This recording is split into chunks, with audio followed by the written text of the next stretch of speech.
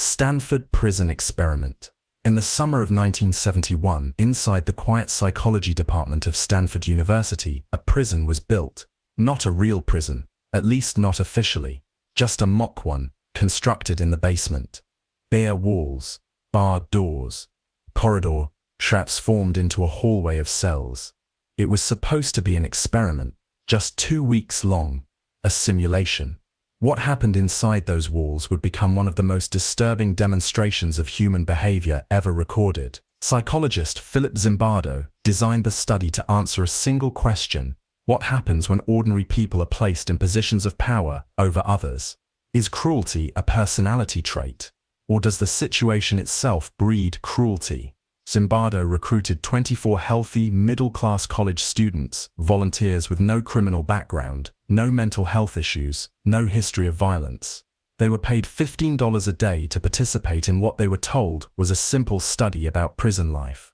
Participants were randomly assigned to 2 roles: guards or prisoners. It was meant to be equal, fair, controlled. But the moment the labels were applied, everything changed. The prisoners were unexpectedly arrested at their homes by real police officers. Booked, fingerprinted, blindfolded. They were brought to the basement of Stanford and stripped of their identity. Their clothes were taken. They were dressed in smocks, given a number, and instructed to refer to themselves only by that number. Their names were erased. The guards were given khaki uniforms, mirrored sunglasses, and wooden batons. They were told to maintain order. No specific instructions on how, just that they were in charge. What followed was not a simulation, it was a descent. On the first day, things were awkward. Students played their roles with hesitation, but by the second day, the line between play acting and real cruelty began to dissolve. The guards started issuing arbitrary punishments, push-ups, standing in silence, withholding food. They forced prisoners to clean toilets with their bare hands. They made them chant their numbers for hours. Humiliation became the norm. By day 3, prisoners were breaking down. One began to cry uncontrollably, curled in a corner. Another screamed in rage, demanding to leave. Zimbardo, acting as the prison's superintendent, denied their request. The experiment was supposed to be voluntary, but inside that basement, it stopped feeling that way. The guards grew more aggressive. They acted not like students, but like predators. Some developed twisted routines, forcing prisoners to strip, simulating sexual acts, or denying them sleep. The prisoners began to lose their sense of time, of self. Their identities dissolved into obedience and fear. Rebellion was punished. Silence was rewarded. Even the prisoners who didn't break visibly were altered. They complied. They whispered. They submitted.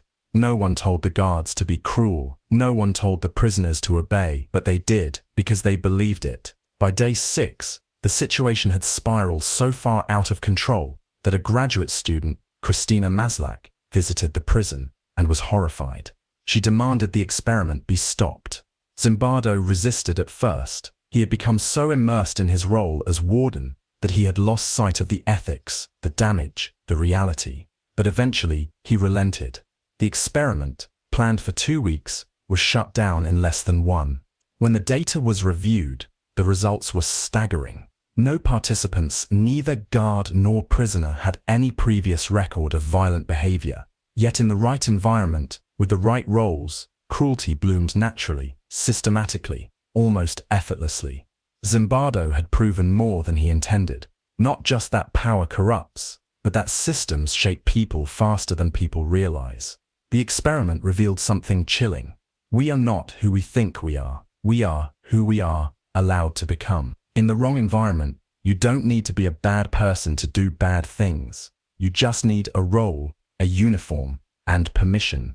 The Stanford Prison Experiment was hailed as a breakthrough and condemned as a warning. Its ethics were scrutinized, its methods attacked. Some called it flawed, even theatrical, but no one could deny the raw psychological truth it exposed. The lesson was not about prisons. It was about power. It was about obedience. It was about how thin the surface of civility really is and how quickly it tears.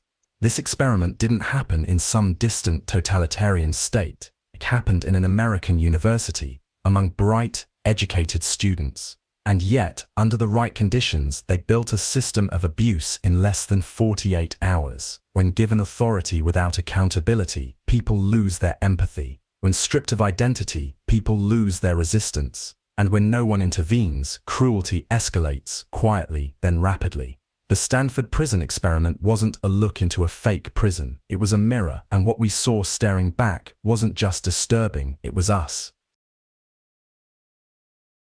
Monkey drug trials. In the early 1960s, a series of drug self-administration experiments were conducted using monkeys and other primates. The goal was to test how addictive various substances were, not by observing withdrawal or overdose, but by seeing how far an animal would go to get the next hit. Monkeys were surgically implanted with intravenous lines and given levers they could press to inject themselves with drugs like morphine, cocaine, codeine, amphetamines, and even alcohol. There were no limits, no regulation of dose, no intervention, no protection. The monkeys quickly became addicted. Some pressed the levers hundreds of times per day. Others stopped eating or drinking. Some mutilated themselves or went into seizures. One monkey, hooked on cocaine, broke its own arm from convulsions but kept pressing the lever with the other. Others died within days of overdose, dehydration, or exhaustion. Researchers took notes. They wanted to know which drugs caused the fastest self-destruction, which patterns of use emerged, and whether any survival instincts remained. They didn't.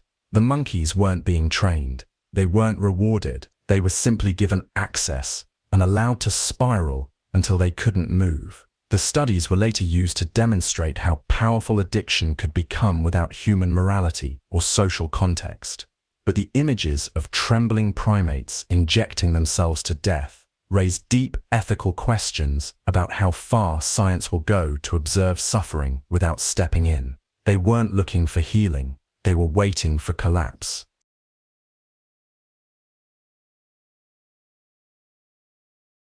Brain stimulation of rats. In the 1950s, deep beneath the surface of everyday science, researchers began exploring not just how the brain thinks, but how it could be controlled. Not through words or conditioning, but through wires, electricity, and direct access to the mind's internal machinery. One of the most influential and eerie pioneers in this space was Dr. José Delgado, a Spanish-born neuroscientist who believed that behavior could be influenced, maybe even overwritten, by precise electrical stimulation of the brain. And to prove it, he turned to rats. In Delgado's lab, rats were surgically implanted with tiny electrodes in very specific regions of their brains.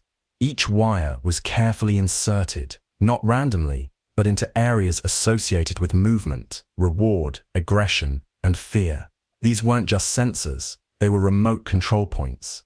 By sending small electric pulses through the wires, Delgado could trigger specific reactions. A rat would walk in circles, freeze in place, twitch uncontrollably, or suddenly press a lever again and again. But the most shocking result came when he found that by stimulating the septal region, a part of the brain tied to pleasure and reward, rats would self-stimulate obsessively. In one experiment, a rat was placed in a cage with a lever. Every time it pressed the lever, a jolt of electricity would stimulate its pleasure center. The result: the rat pressed the lever thousands of times per hour, ignoring food, water, and rest, sometimes until it collapsed from exhaustion. The animal wasn't just being manipulated, it was addicted to its own brain. Delgado's experiments didn't stop with rats. He implanted electrodes in monkeys, cats, and eventually humans too, patients undergoing brain surgery for epilepsy or other conditions. In one famous demonstration, he stood in the middle of a bull ring with a charging bull bearing down on him. At the last moment, he pushed a button on a remote control. The bull stopped mid-charge, not because it was afraid, but because the electrical signal disrupted the aggression center of its brain. It looked like science fiction. It felt like mind control, but Delgado didn't see it that way. He believed his work could cure mental illness, reduce violence, even eliminate criminal behavior. He dreamed of a future where surgeons and psychiatrists could rewire behavior with nothing more than electrodes and a remote. But his critics were less optimistic, because what these experiments revealed wasn't just how behavior could be influenced, but how fragile free will might be. These rats weren't being taught. They weren't being convinced. They were being commanded. Their decisions reduced to circuits and voltage. And if it could be done to rats and bulls and eventually humans, then where is the line? At what point does treatment become control? Delgado once said, "We need a program of psychosurgery for political control of our society." He later walked back that comment, but the fear remained. That one day, wires in the brain wouldn't be a tool for healing, but a lever to pull, in the hands of someone with power. The rats with wires didn't know they were being controlled. They just pressed the lever again, and again, and again. Learned helplessness. It started with a simple box. In a psychology lab at the University of Pennsylvania during the 1960s, a team of researchers led by Martin Seligman designed an apparatus called a shuttle box. It was divided into 2 compartments, separated by a low barrier. On the floor of each compartment was a metal grid capable of delivering electric shocks. At first glance, it looked like a standard behavioral test, a way to observe how animals respond to discomfort. But what unfolded inside that box would reveal something far deeper, something that would eventually reshape how we understand depression, trauma, and the terrifying power of hopelessness. The test subjects were dogs. In the initial phase, the animals were placed into a harness and subjected to unavoidable, unpredictable electric shocks. There was no way to escape, no button to press, no warning. The shocks came randomly, and nothing the dogs did made them stop. They would whimper, struggle, howl, but it didn't matter. After a while, they stopped struggling. They lay down. They endured the pain. And that's when the real experiment began. In the next phase, those same dogs were placed into the shuttle box, the new environment where escape was now possible. If they simply moved to the other side of the box, the shocks would end. The barrier was low. The solution was right in front of them. But they didn't move. They didn't even try. They stayed in place, trembling, absorbing shock after shock, as if they'd already decided that nothing they did mattered. Even though freedom was just one step away, they remained frozen in place. They had learned helplessness.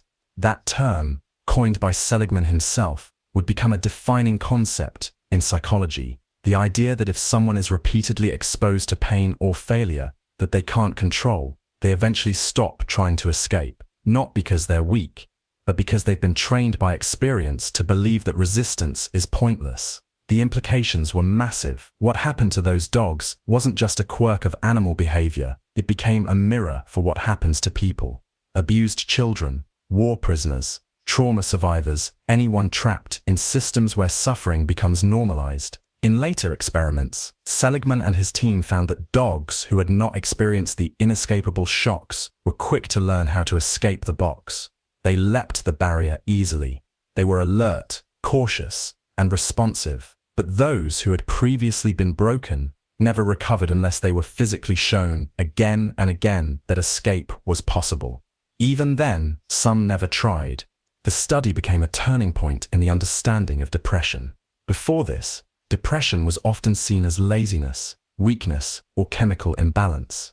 But learned helplessness suggested that psychological experience, especially prolonged failure, punishment, or abuse, could literally train the brain to surrender. People trapped in poverty, children in broken households, victims of manipulation, survivors of disasters. If the world repeatedly shows you that nothing you do will change your outcome, you stop trying. And when you stop trying, you stop hoping. The experiment didn't end with dogs. Later studies repeated the process with rats, monkeys, and even humans, through rigged games, unsolvable puzzles, and tasks designed to ensure failure. Again and again, people who experienced prolonged, uncontrollable frustration stopped engaging, even when the solution became obvious. They didn't need to be convinced they were powerless. They already believed it. And that belief, Seligman found, was harder to undo than the shock itself. Over time, learned helplessness found its way into studies of abusive relationships, workplace burnout, long-term incarceration, and addiction. It explained why people sometimes stay in dangerous environments, not because they want to, but because they've been conditioned to feel like there's no exit. But the tragedy of learned helplessness isn't just that it causes suffering, it's that it buries the one tool that suffering people need most: agency.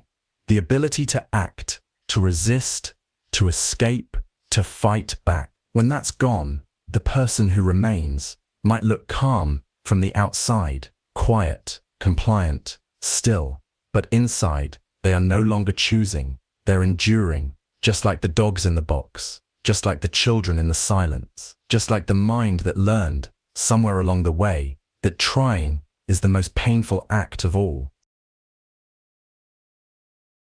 Tuskegee Syphilis Study. It began in 1932 in the town of Tuskegee, Alabama, and for the next 40 years something horrific unfolded. Not in secret laboratories, not in foreign war zones, but in plain sight, under the authority of the US government. The Tuskegee study of untreated syphilis in the Negro male was run by the US Public Health Service. The stated goal was to observe the progression of untreated syphilis in black men. Officials claimed it was a medical study, a chance to understand the disease. In truth, it was a slow, calculated violation of trust and of life.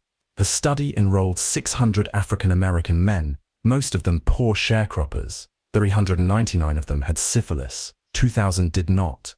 None of the men were told the truth. They were told they were receiving treatment for bad blood, a vague local term used to describe fatigue, pain, or general illness. They were promised free medical care, meals, and burial insurance. But they were not given treatment for syphilis, not even when treatment became widely available. At the start of the study, syphilis was still considered dangerous and difficult to treat. But by the mid-1940s, penicillin had been proven to cure it. It became the standard treatment worldwide, and yet, the researchers withheld it. They deliberately chose not to treat the men. They continued to monitor the progress of the disease, watching as it attacked the brain, the heart, the nervous system. They documented symptoms, pain, paralysis, blindness, organ failure, death. Autopsies were performed to gather data. The bodies became evidence. But none of the victims knew they were part of an experiment. They were not told they had syphilis. They were not told they were being left untreated. They were not given the cure. Some men tried to enlist in World War II, but were blocked from receiving treatment by the very government that had infected them. Wives became infected. Children were born with congenital syphilis. Entire families were devastated, while the researchers continued to collect data. There was no single villain. This wasn't the work of a rogue agent. It was managed by doctors, government employees, academics, medical institutions. The names changed over time, but the plan remained. The study was allowed to continue for decades, across different presidential administrations, different political parties, and through the rise of civil rights movements. In 1966, a young epidemiologist named Peter Buxton learned about the study and filed an official protest. He was ignored. He filed again. Nothing happened. Finally, in 1972, he leaked the information to the press. That's when the public found out. The backlash was immediate. Outrage spread across the country. Only then was the study finally shut down, 40 years after it began. By that time, dozens of the men had died. Many more had suffered irreversible damage. Their families were shattered.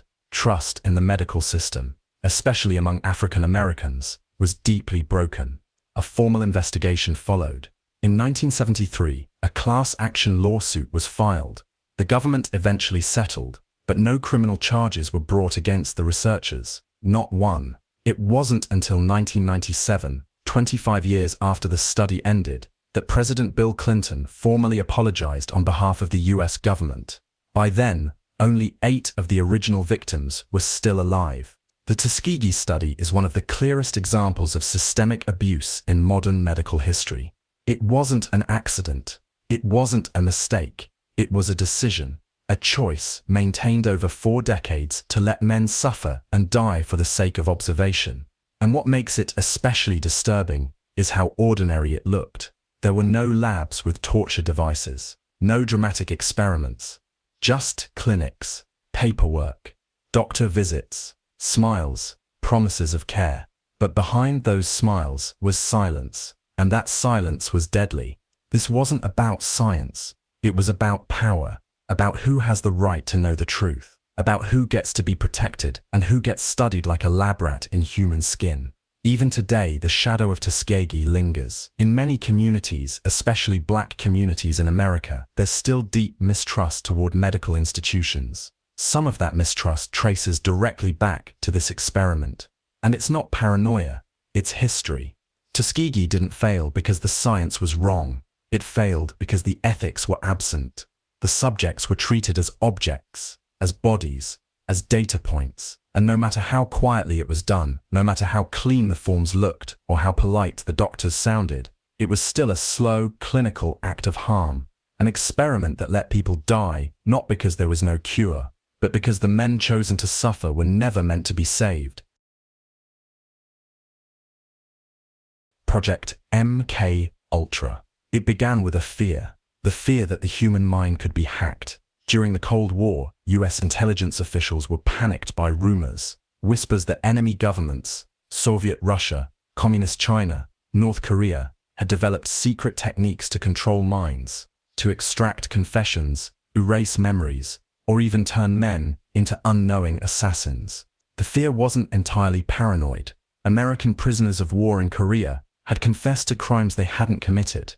Some had changed their beliefs entirely. The CIA wanted to know, was this brainwashing real? Could it be reproduced, weaponized?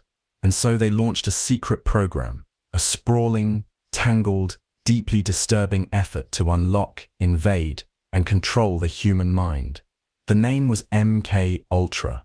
From 1953 to the early 1970s, MK Ultra operated under layers of secrecy, funded by the CIA and hidden from public view. It didn't look like a military operation. It looked like science, clinical, clean. But beneath the lab coats and chalkboards, it was something else entirely. MK Ultra wasn't one experiment. It was a network of over 150 sub-projects, conducted in universities, hospitals, prisons, and covert CIA facilities across North America. Many of the subjects didn't even know they were part of a study. They were students, soldiers, mental health patients, civilians in bars. They didn't sign up. They were used. And the most infamous tool they used was LSD. LSD, or lysergic acid diethylamide, was new at the time. It had the ability to completely dismantle a person's perception of reality, hallucinations, time distortion, emotional extremes, ego death. It didn't just confuse, it dissolved. And to the CIA, that meant potential. They began testing LSD in every way imaginable. Some subjects were told they were taking a new drug. Others were dosed without warning. A glass of water, a cigarette, a cocktail, at a party. What followed was often pure psychological collapse, panic, paranoia, violent emotional swings, complete disorientation. Then, the real test began.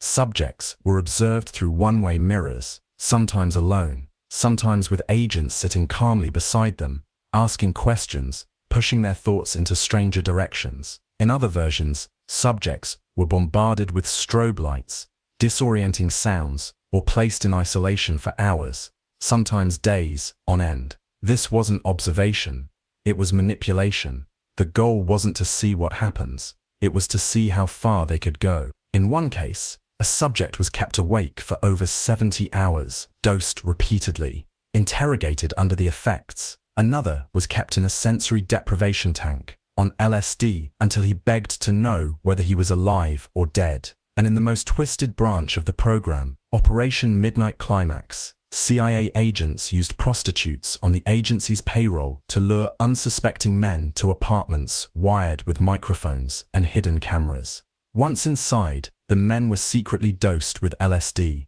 Then, the agents watched from behind mirrored glass. They weren't looking for data in the traditional sense. They were studying control, how to break it, how to take it, how to use sex, fear, and drugs to dissolve someone's will. It was pure exploitation. One man, Frank Olson, wasn't a test subject. He was a scientist working for the US Army in biological weapons research. At a CIA retreat, he was secretly dosed with LSD.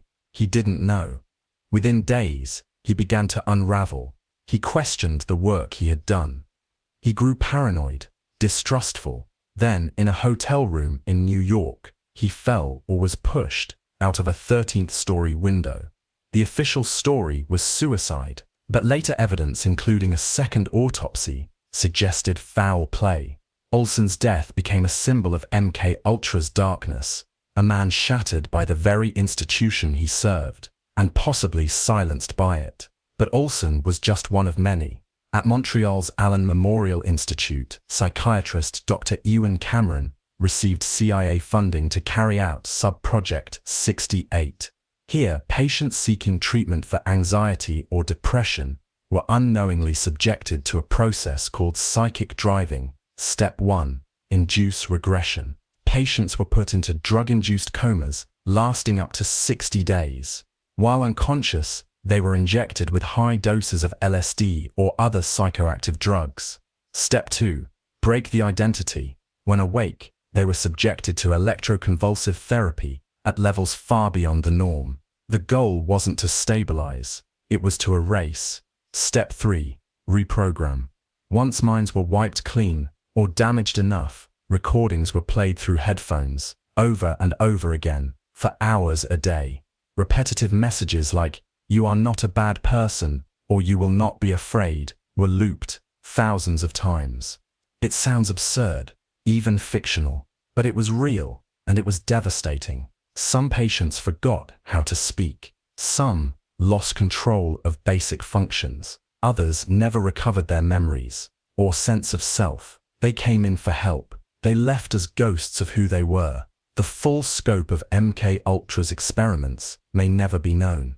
In 1973, as Watergate exploded and public scrutiny turned inward, CIA Director Richard Helms ordered all MK Ultra records destroyed. What we know today comes from surviving fragments, documents that were misfiled, leaked, or salvaged in time. The public first learned about MK Ultra through the 1975 Church Committee hearings, where stunned senators listened to testimonies about unconsenting human experiments, covert drugging, and fatal consequences. It was the moment the American public realized that their own government had, in secret, conducted experiments on its own people. The justifications were always the same. We had to know. The Soviets were doing it too. It was for national security. But the truth was simpler. They thought they could get away with it. MK Ultra wasn't just about drugs. It was about power. About what happens when science is given no ethical boundaries, and secrecy becomes more important than humanity. It wasn't just a violation of medical ethics. It was a violation of trust, of reality, of the mind itself. And the most terrifying lesson MK Ultra leaves behind, that the most dangerous weapon is not a gun or a bomb. It's belief.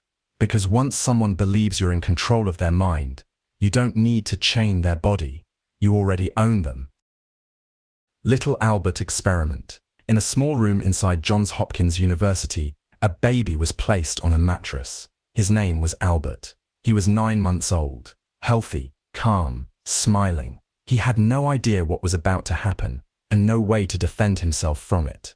The experiment was led by John B. Watson, a psychologist obsessed with behaviorism, the idea that humans could be shaped entirely by their environment. He believed emotions weren't born, they were built, and he intended to prove it. Albert would be his test subject, not by choice, just by chance. At first, they introduced Albert to a series of objects: a white rat, a rabbit, a monkey, a mask. He showed no fear. He reached out with curiosity. He even tried to play.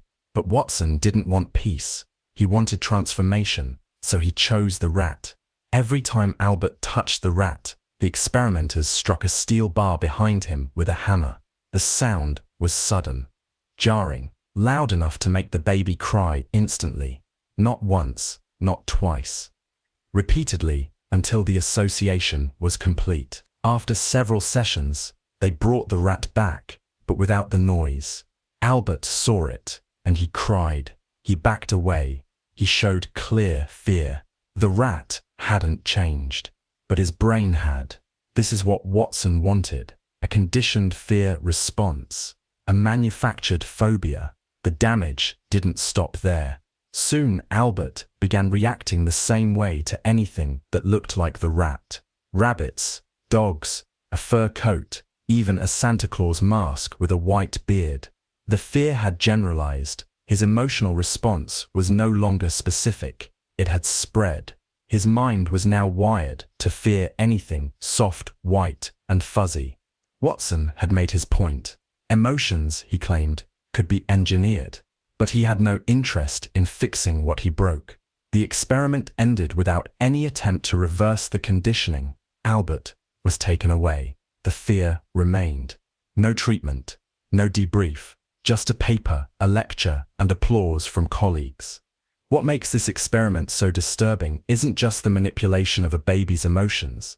It's the utter disregard for his humanity. Albert wasn't seen as a child.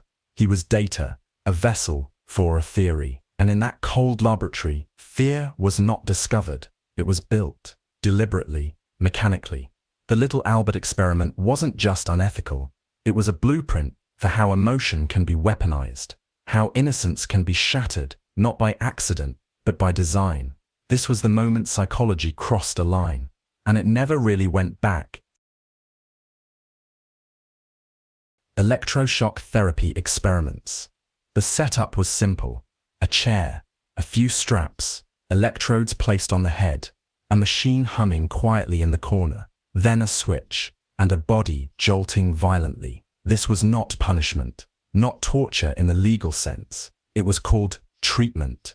From the 1930s through the 1960s, and even far beyond, electroconvulsive therapy, or ECT, was used in psychiatric hospitals across the world. It was seen as a miracle cure by some. By others, a convenient way to control the unmanageable. But behind the clinical language and institutional approval, the reality was far more disturbing. Electroshock therapy works on a basic principle. By sending an electrical current through the brain, a seizure is induced. The brain resets, like flipping a breaker in a malfunctioning system. That's the theory. In practice, things were never so clean. In the early decades of ECT, the treatment was crude, brutal, often administered without anesthesia, without muscle relaxants, and without patient consent. Patients, many of them institutionalized against their will, were strapped to beds, heads shaved, electrodes attached. The current was turned on. Their bodies convulsed violently. Bones fractured, teeth shattered. Memory loss was immediate and sometimes permanent. But that wasn't seen as a problem, because ECT wasn't just used for depression. It was used on schizophrenia, bipolar disorder, anxiety, homosexuality, postpartum mood changes, and even disobedience. In some institutions, it was used to punish patients who were seen as disruptive. It was used to quiet those who asked too many questions or resisted authority. In extreme cases, it was given repeatedly, 3 times a week. Sometimes more. Patients didn't get better. They got quieter, slower, emptier. One of the most infamous examples was at Chelmsford Hospital in Australia, where ECT was combined with deep sedation. Patients were put into drug-induced comas for weeks, while receiving shocks regularly. At least 24 patients died. Many others were permanently brain damaged. Another shocking case came from Bellevue Hospital in New York, where homeless individuals and alcoholics were taken in under the guise of care, only to be subjected to experimental ECT protocols. Many couldn't recall why they were there. Some couldn't even remember their names after the treatment. In some studies, researchers experimented with bilateral versus unilateral shocks, varying voltages, duration of current, and even multiple daily sessions, as if the brain were just a machine to calibrate. But brains don't forget trauma. Many survivors of early ECT describe their experience the same way: waking up in confusion, memories wiped, personality altered, a hollow sense of self. The treatment may have calmed some symptoms, but it often came at the cost of identity. It's important to note, modern ECT is different. Today, it is performed under anesthesia, with careful dosing, and often provides relief to patients with severe, treatment-resistant depression. But that evolution came after decades of abuse, neglect, and experimentation on the most vulnerable. The tragedy of ECT isn't just that it was used, it's how it was used. And who it was used on. The patients weren't always dangerous. Many were simply unwanted. Wives whose husbands considered them too emotional. Young women labeled hysterical. Elderly patients who grew confused or sad. Children who misbehaved. People with no family, no voice, and no legal recourse. They entered institutions seeking help, or were put there without choice. They were told they were sick, that the doctors knew best, and then they were taken to the chair. Some returned changed, others never came back at all. What makes this history so chilling is not just the pain it caused, but how ordinary it became. The equipment was in hospitals. The procedures were scheduled like routine checkups. The language was sterile, electroconvulsive session, post-treatment monitoring, mild memory loss. But the reality was often a nightmare. Convulsions that shattered bones, screams behind closed doors, blank stares after dozens of sessions, families who visited and found strangers wearing the faces of loved ones. And all of it was legal, approved, funded, and documented in neat, typed case reports. For decades, no one asked why. Because the patients couldn't answer. They were too sedated, too broken, or simply dismissed as insane. The story of electroshock therapy is not about whether the brain can be changed by force. It can. That much is proven. The real question is what happens when we confuse control for care, when silence is mistaken for healing, when the absence of rebellion is seen as recovery. In the end, the shock chair wasn't just a tool of medicine. It was a reminder that in the wrong hands, science can become silence. And silence can look like success until you look closer. Soviet sleep experiment, urban legend. This story didn't come from a textbook. It came from somewhere darker. The Soviet sleep experiment is widely considered a modern myth, a creepypasta, an internet horror tale. But myths stick around for a reason. Because beneath the fiction is something disturbingly familiar. According to the story, the experiment took place in the late 1940s, in the aftermath of World War II, at the height of Cold War paranoia. Soviet scientists were said to be developing a gas-based stimulant, a chemical compound designed to eliminate the human need for sleep. They believed if soldiers could stay awake indefinitely, they'd become unstoppable, machines of focus, vigilance, and obedience. To test this theory, 5 political prisoners, men labeled as enemies of the state, were locked in an airtight military testing chamber. They were promised freedom if they could remain awake for 30 consecutive days. The room was sealed. The stimulant gas was pumped in. There were no windows, only microphones, cameras, and a two-way intercom. The subjects had access to water, dried food, a toilet, and enough bedding for comfort, but no privacy, no clocks, no way to tell time. They were watched constantly. At first, everything seemed fine. The men talked, joked, and shared stories. The gas kept them alert. There was laughter.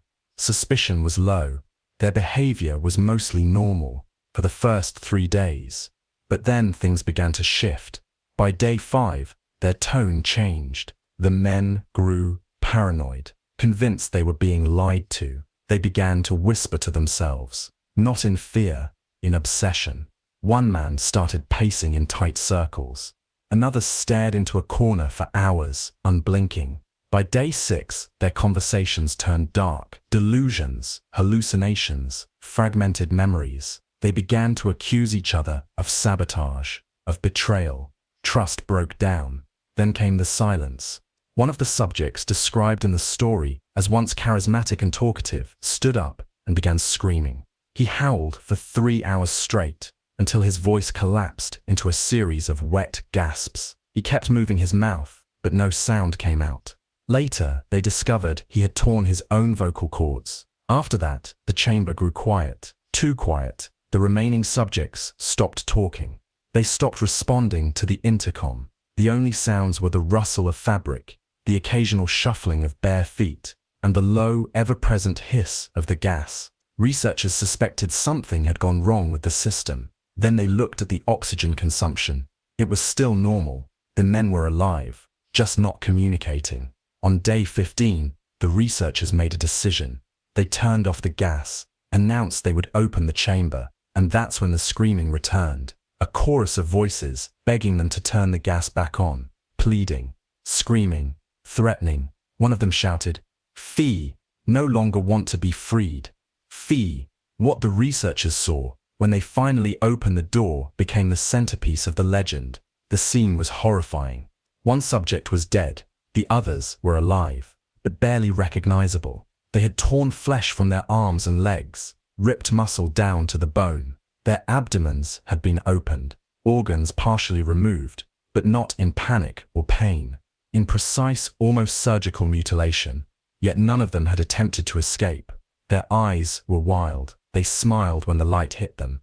One man, missing most of his lips, laughed through broken teeth. They were restrained, sedated, and removed from the chamber for examination. But even under heavy sedation, they fought violently. They screamed when the gas was taken away. One died from a ruptured artery, not from the wounds but from the stress of being cut off from the gas. What followed was surgery to repair their bodies. Anesthesia was offered. They refused. The patients, if they could still be called that, insisted on being kept awake, begging for the stimulant gas. One subject, during surgery, laughed uncontrollably when his chest was opened and his heart was exposed. He whispered, "Keep cutting, I must stay awake." In the story's final moments, only one man remains conscious, restrained, mutilated, but alert. When asked what he was, he replies, "We are you. We are the madness that lurks within all of you. We are what you hide from in your beds at night. We are what you sedate into silence when you sleep." Then, in the final act, he is shot. The experiment ends. Or does it? Again, this story is fictional. There are no declassified records of this experiment. No real gas, no chamber, no names, but it feels real, because the psychology is real. In the world of modern science, we know what happens to the mind and body under extreme sleep deprivation. At 24 hours, attention declines, emotions become unstable. At 48, hallucinations begin. By 72 hours, paranoia, memory loss, and muscle failure take over. At 96 hours and beyond, reality fragments, personality dissolves. Some subjects report hearing voices, seeing things that aren't there, feeling like they're no longer themselves. Sleep deprivation doesn't just exhaust you, it destroys you. It breaks cognition, disrupts hormonal regulation, and alters the perception of pain, space, and self. In military black sites and secret prisons, sleep deprivation has been used as psychological torture. Victims describe it as one of the most unbearable experiences of their lives, and in some cases, permanent damage follows. In that context, the Soviet sleep experiment becomes more than a ghost story. It becomes a metaphor for what happens when the natural limits of the human body are not respected, but violated, systematically, methodically, intentionally. The real horror isn't the blood. It's the idea that a human being could be reduced to this, not by monsters, but by researchers, not in a haunted house, but in a lab.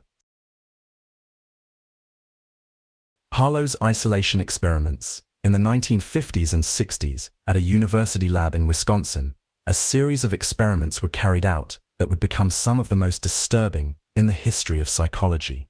The subjects weren't criminals or volunteers. They were infant monkeys, separated from their mothers and raised in steel cages, surrounded by silence, and studied by a man who wanted to understand love by first removing it. His name was Harry Harlow. At the time, psychologists were obsessed with behaviorism, treating emotion like a chemical reaction, and love like an unnecessary luxury.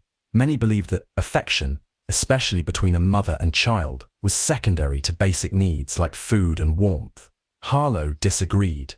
He believed love was a psychological necessity, but to prove it, he had to build a world where love was completely absent. The monkeys were taken from their mothers hours after birth. They were placed alone in cages with no physical contact, no social interaction, and no soft surfaces. In one experiment, They were given two fake mothers, one made of cold wire that provided milk, and another made of soft cloth that offered no food. The result was clear. The infants clung to the cloth mother for hours, choosing comfort over nourishment. This, Harlows said, proved that love, at least the need for physical affection, was more fundamental than food itself.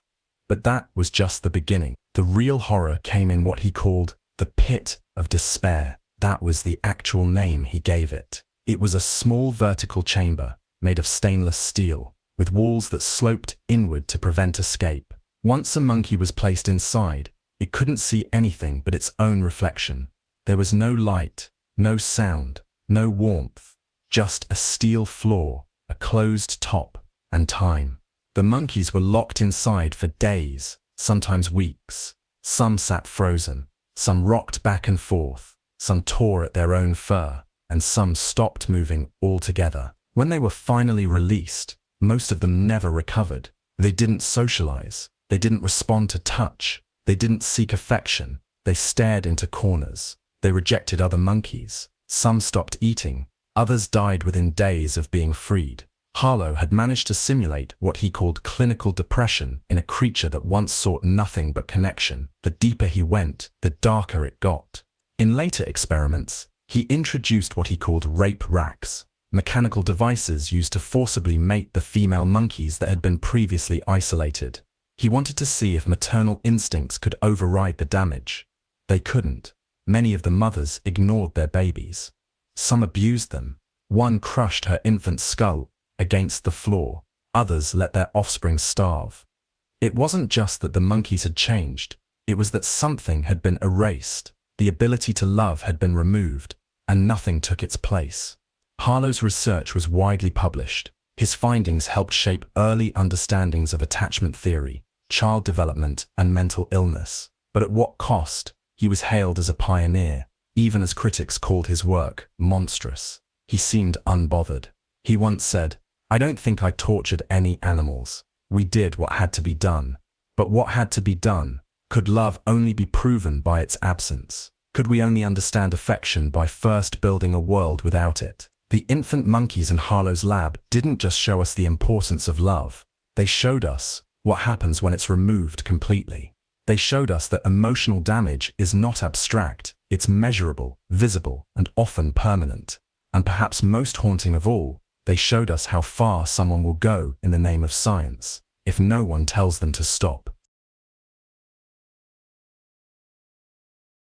Chinese organ harvesting allegations. For years, whispers circulated through underground channels and human rights reports. Allegations so severe, they sounded like conspiracy theories. But the stories kept coming. And piece by piece, the outline of something horrifying began to emerge. In China, prisoners of conscience were reportedly being killed, not for punishment, but for their organs, livers, kidneys, corneas, hearts, removed while still fresh, sometimes while the body was still alive. This is the story of forced organ harvesting, a practice denied by officials, but described in painful detail by witnesses, survivors, and a growing number of international investigators. The timeline begins in the late 1990s and early 2000s, as China's transplant industry suddenly and rapidly expanded. Hospitals across the country began advertising incredibly short waiting times for life-saving organ transplants, sometimes a matter of days, compared to months or years in other countries. The question was simple. Where were all these organs coming from? Chinese officials initially claimed they were sourced from death row prisoners, but that explanation quickly collapsed. Under scrutiny, the number of executions didn't match the volume of transplants.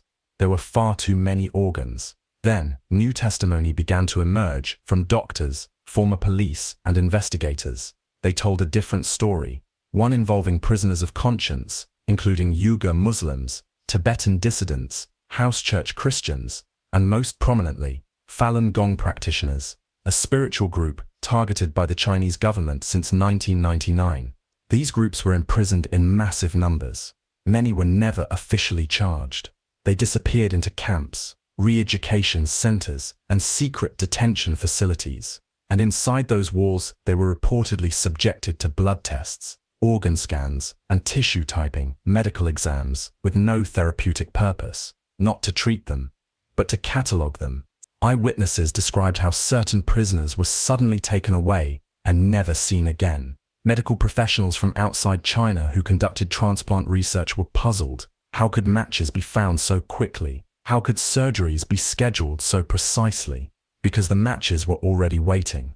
The victims were alive, healthy, screened in advance, and killed to order. One former surgeon, testifying under a pseudonym, described being forced to remove the liver and kidneys from a prisoner who had been shot in the chest but was still breathing. His heart was beating as the scalpel went in.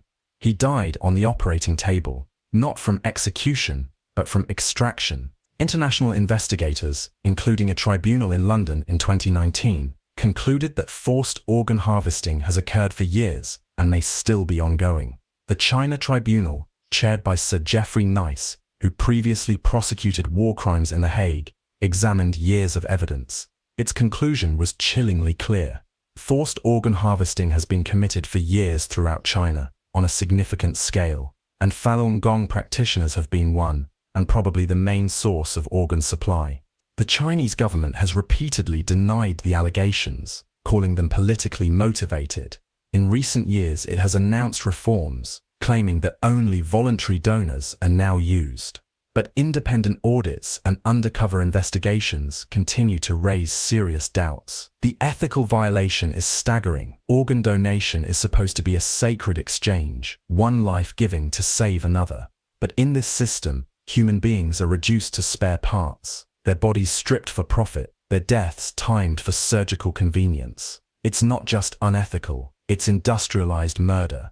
And yet the infrastructure remains. Hospitals equipped for high-speed transplants, databases matching blood types and tissue, military oversight, and an opaque legal system that shields everything behind state secrecy. The victims, if the allegations are true, leave no testimony, no trial, no grave. Their hearts beat in someone else's chest. Their kidneys filter blood in another country. Their names are erased. And what's left is a global silence. Some governments have passed resolutions condemning the practice. Others remain cautious, unwilling to challenge China directly. But the moral dilemma lingers. If even a portion of the claims are true, then the world's medical progress is hiding a shadow underneath it. One built not from research or consent, but from the disappearance of the voiceless and the terrifying efficiency of a system that learned how to turn life into inventory. Unit 731. In most war stories, the enemy is armed. They fight, they shoot, they resist. But in this one, they didn't even know they were part of a war. They were prisoners, civilians, children, and they were used as living test subjects in one of the most horrifying scientific programs the world has ever known. This is the story of Unit 731, between 1936 and 1945. In Japanese-occupied Manchuria, the Imperial Japanese Army ran a top-secret research facility under the cover name Epidemic Prevention and Water Purification Department. In reality, it was a center for biological warfare research. It was led by a man named Sharu Ishii, a brilliant, ambitious, and utterly ruthless microbiologist. Ishii believed that Japan could become militarily unstoppable if it could master the use of plague, cholera, anthrax, and gas-based weapons. But to do that, he needed human data, and so he built Unit 731. The facility was massive, spanning over 6 square kilometers, with multiple buildings, underground labs, incinerators, and execution chambers. It looked like a military compound, but inside, it was a slaughterhouse in disguise. Tens of thousands of people, mostly Chinese civilians, but also Russians, Koreans, Mongolians, and a small number of Allied prisoners of war, were taken to Unit 731. Few ever left. They were referred to by researchers not as patients, not even as prisoners, but as maruta, a Japanese word that means logs, because to the staff, that's all they were, bodies to be used, burned, disposed of. The experiments were beyond comprehension. Subjects were deliberately infected with deadly pathogens, plague, typhoid, tularemia, cholera, injected directly into their bloodstream. Others were forced to drink water laced with bacteria, or were exposed through open wounds to study how the diseases spread. Some were vivisected alive, cut open without anesthesia, so researchers could observe the effects of disease on living organs. They wanted to see how lungs decayed from pneumonia, how the liver swelled with infection, how the stomach lining collapsed under ulcers. They didn't wait for death. They wanted to watch the process in real time. In other cases, subjects were tied down and exposed to freezing temperatures, limbs submerged in ice water or left outside in the winter until they froze solid. Then, their limbs were beaten with sticks to test for sound changes in frozen flesh. The goal was to study frostbite, to learn the exact moment living tissue becomes irreversibly dead. There were rape experiments, forced pregnancies, tests on infants and toddlers, blood replacement trials where animal blood was transfused into humans. Every boundary was crossed. And then there were the gas chambers. In sealed rooms, subjects were exposed to chemical weapons, mustard gas, phosgene, cyanide, sometimes individually, sometimes in groups. The scientists recorded how long it took to lose consciousness, what organs failed first, and what dosage caused death in the shortest time. Everything was noted. Everything was timed. This was not madness, it was method. One of the most chilling aspects of Unit 731 is how ordinary it looked on paper.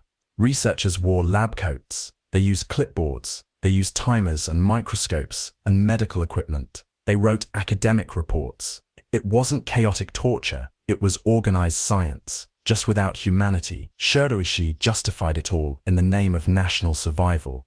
If these experiments could help Japan develop weapons that ended the war quickly, he argued, then the cost, human or not, was worth it.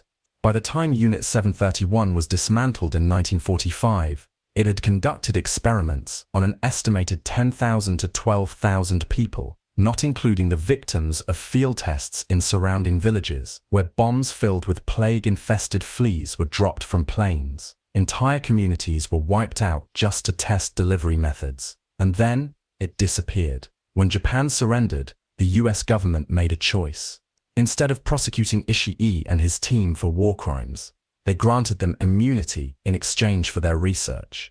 The data was seen as valuable, uniquely horrifying, yes, but too useful to destroy. None of the senior scientists at Unit 731 were tried at the Tokyo War Crimes Tribunal. Most lived out their lives in peace. Some became professors. Others worked in industry. Shuro Ishii died of throat cancer in 1959. Never punished. The victims were never acknowledged. No apology. No compensation. Not even a grave marker for most. Their names are lost. Their bodies incinerated. Their organs pickled in jars, destroyed, or sealed away in archives.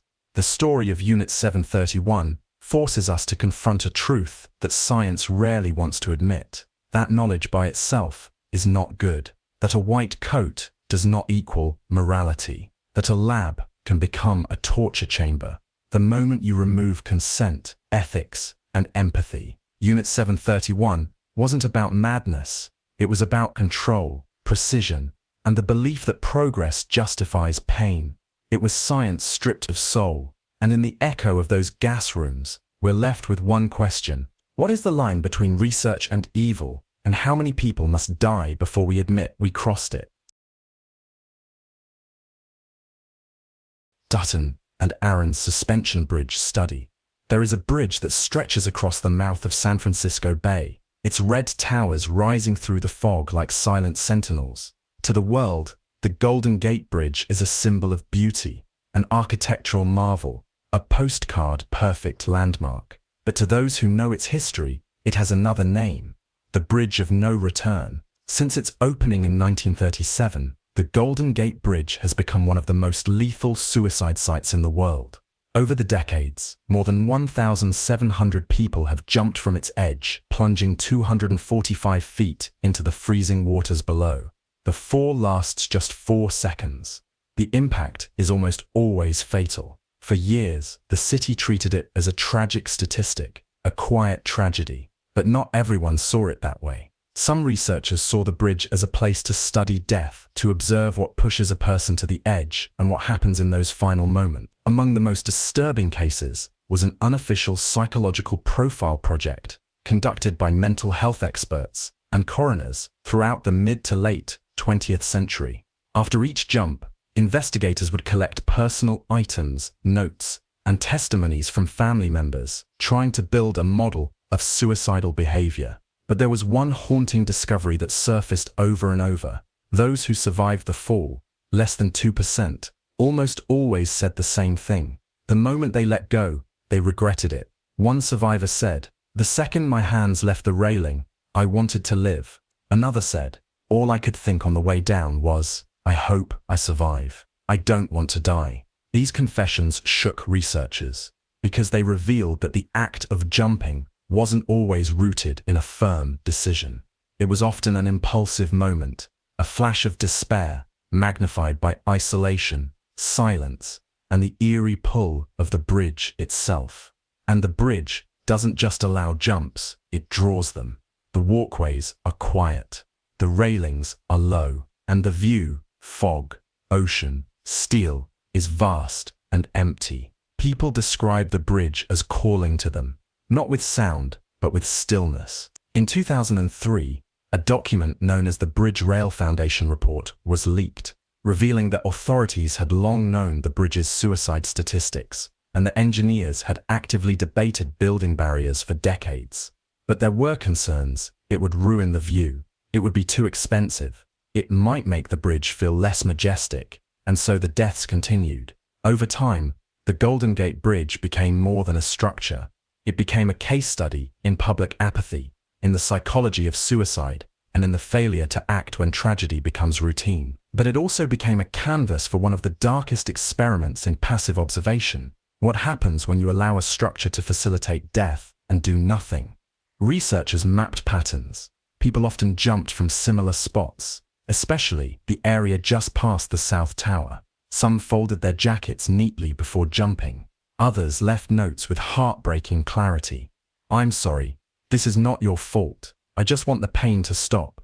And in rare cases, people stood for hours, trembling on the edge, until someone, anyone, spoke to them.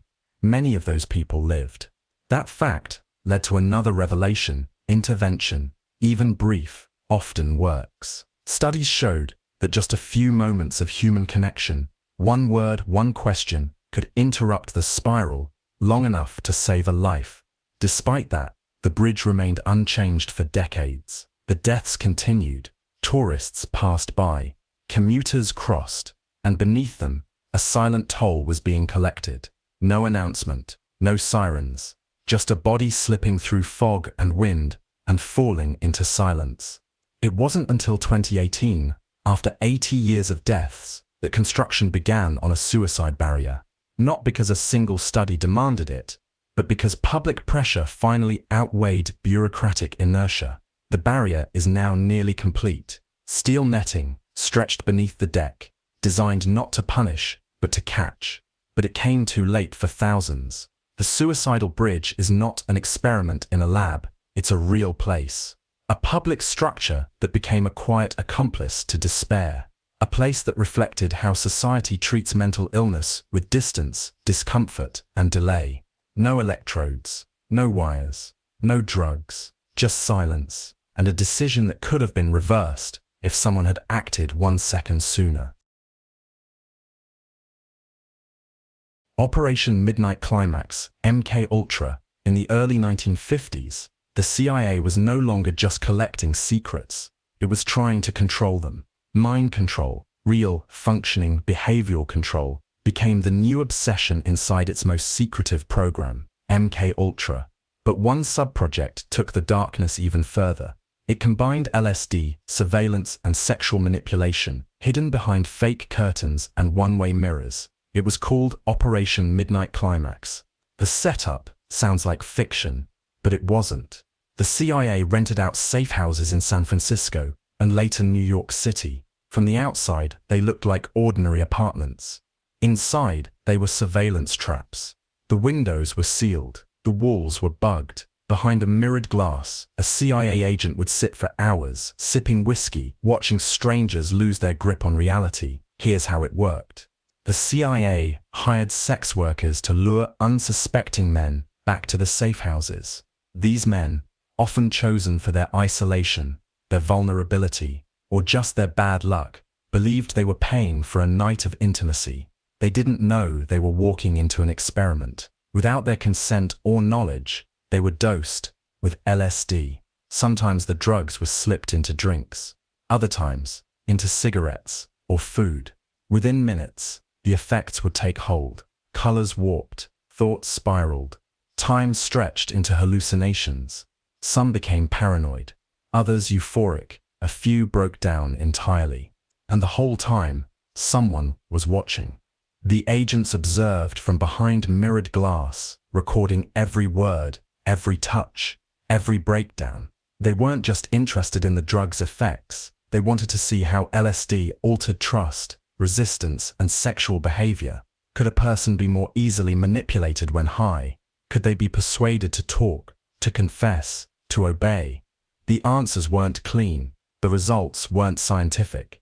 But that didn't matter, because the point was never just research.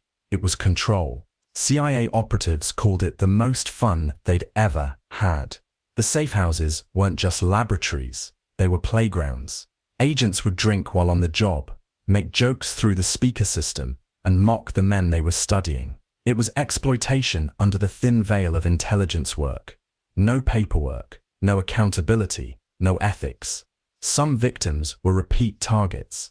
Others never knew what had happened to them. There were no warnings, no follow-up. Many likely left those apartments believing they had simply gone mad for one night. Others may have never recovered. And this wasn't a rogue experiment. It was overseen by George White, a narcotics officer turned CIA operative. White kept detailed diaries, casually writing about how much he enjoyed the power. In one entry he wrote, "Where else could a red-blooded American boy lie, kill, cheat, steal, rape, and pillage with the sanction and blessing of the All-Highest?" The CIA didn't stop Operation Midnight Climax after a week or a month. It ran for nearly a decade.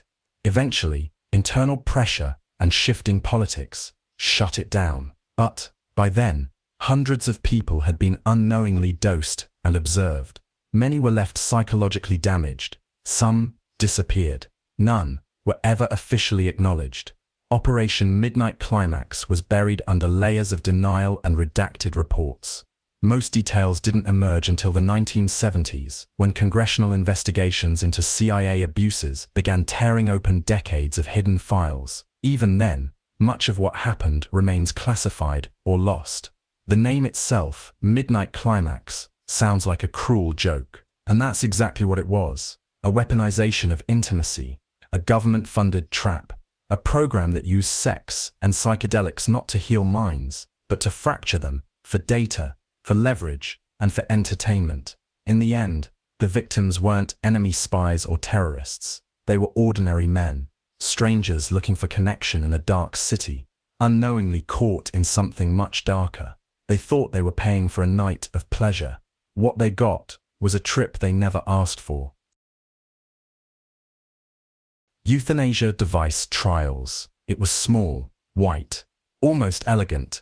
To the untrained eye, it looked like a futuristic pod, something you might find in a minimalist living room or a sci-fi movie set. But this was no piece of furniture. This was Sarco, a 3D printed euthanasia device designed to offer what its creator called a peaceful, elegant death. But beneath the smooth surface, the concept was radical and deeply controversial. Because Sarco wasn't just a tool for assisted dying, it was designed to automate suicide. No doctors, no needles, no human approval, just you, a touchscreen, and a final yes. The story of Sarco begins with Dr. Philip Nitschke, a former Australian physician and founder of Exit International, a group that advocates for voluntary euthanasia and the right to die. Nitschke believed that end-of-life decisions should belong entirely to the individual, free from legal or medical gatekeeping.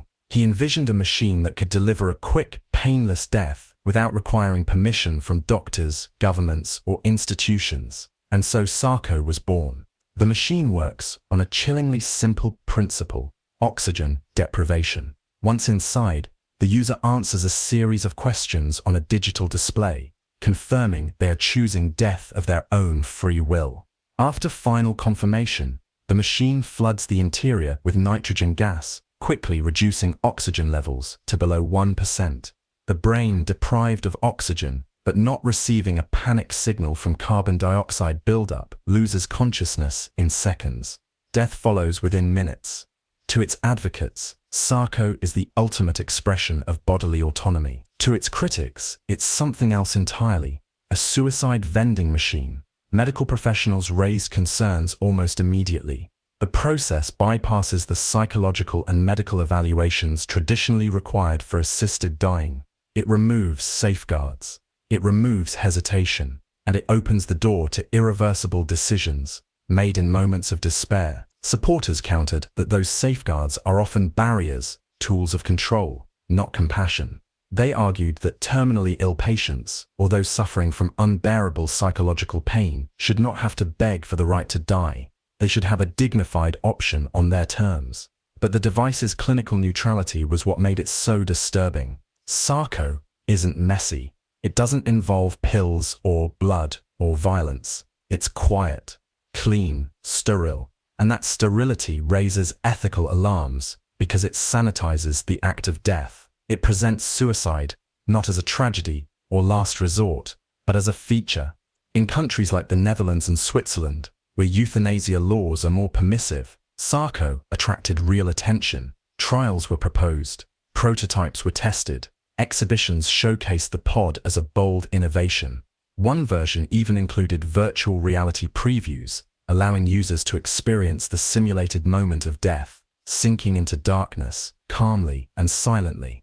But critics warned that designing death as an experience, like stepping into a spa capsule, blurred the line between agency and encouragement. And the bigger question remained: who decides when a life is no longer worth living? The patient? The machine? The culture surrounding it? The core ethical issue wasn't about ending pain. It was about removing friction from suicide. No second opinion, no human contact, just a yes and silence. Some psychiatric experts feared that the existence of such a device might influence vulnerable individuals, not those with terminal illness, but people battling temporary states of depression, hopelessness, or trauma. With Sarko, death could be made too easy, too accessible, too acceptable. The machine, by design, offers no resistance, and in that, it represents something chilling: a future where death is not an event, but an option, where suffering is met not with treatment or support, but with sleek technology and a final exit key. Dr. Nitschke defends Sarko by invoking dignity, choice, and control. But others ask, what happens when despair is given a touchscreen? And how long until society stops asking questions, because the answers have already been engineered? Nazi medical experiments. It didn't happen in secret. It happened under banners and uniforms, in buildings marked with swastikas, under the approval of doctors, professors, and military officials. The Nazi medical experiments weren't hidden from history. They were documented, photographed, and even published, because the people who conducted them didn't believe they were doing something wrong. They believed they were making progress. The experiments took place between 1939 and 1945. Inside concentration camps across Nazi-occupied Europe. Auschwitz, Dachau, Ravensbrück, Buchenwald, names now synonymous with horror, became not only death camps, but laboratories of inhumanity. The victims were Jews, Romani, Poles, disabled people, prisoners of war, and children. They were selected without consent. They were not sick. They were not volunteers. They were simply categorized by race, by health, by usefulness, and then used. One category of experiments focused on survival and endurance. At Dachau, prisoners were submerged in ice water for hours to study hypothermia. Researchers recorded how long it took for them to lose consciousness, to stop shivering, to die. Others were placed in high-altitude chambers, simulating plane crashes at extreme elevations. The air was removed. The pressure dropped, The victims convulsed, foamed at the mouth, and suffocated as scientists took notes through glass. Some prisoners were forced to drink seawater to study dehydration. Others were deliberately infected with gangrene, tuberculosis, malaria, or typhus, just to test potential treatments. Many were denied food, sleep, or anesthesia. Then there were the experiments in sterilization and racial purification. In Auschwitz, Dr. Karl Klauberg injected chemical compounds into the uteruses of women to block fertility, causing unbearable pain, infection, and internal bleeding. He treated his victims as disposable. Once he was done, they were often killed and dissected to study the damage. Dr. Horst Schumann targeted both men and women, using X-rays to burn the reproductive organs from the inside out. No protection, no anesthesia, just radiation, followed by castration and organ removal to confirm the effectiveness. And then came Joseph Mengele. Known as the Angel of Death, Mengele conducted hundreds of experiments at Auschwitz, most notoriously on twins. Children were measured, photographed, injected with chemicals, subjected to surgeries without anesthesia. One twin might be killed so the other could be compared in a post-mortem dissection. Eye color was artificially changed using dyes and needles. Limbs were amputated and reattached in different configurations. Internal organs were removed while the children were still alive. He smiled as he worked. Some twins survived. Most did not. Mengele kept meticulous records. He believed he was studying genetics. He believed he was advancing science. But his real goal was to prove that the Aryan race was superior and that all others were expendable. The justification behind every Nazi medical experiment was built on a single idea that some lives were worth less than others. Once that line was accepted, once people became categories instead of individuals, morality no longer mattered. Efficiency did, data did, power did. After the war, the world saw the evidence. Photographs, testimonies, scars, corpses. At the Nuremberg trials, 23 doctors and administrators were prosecuted for war crimes. The trial revealed the full extent of what had been done and forced the world to confront the question, what is science without ethics? The outcome led to the creation of the Nuremberg Code, a set of principles for medical research that emphasized voluntary consent, human dignity, and the right to withdraw. It became the foundation of modern medical ethics. But the horror didn't disappear, because the knowledge gained from those experiments, no matter how vile the method, was still there. And in some corners of science, quietly, people asked, should we use it? The debate continues to this day. Some of the data on hypothermia and infectious diseases was considered useful. Some researchers wanted to apply it. Others refused, arguing that using the results would legitimize the atrocities that produced them. But the truth is this: there is no clean knowledge born from cruelty. There is no science that erases suffering, no discovery that justifies what was done to thousands of men, women, and children inside those camps. They weren't volunteers, they were victims.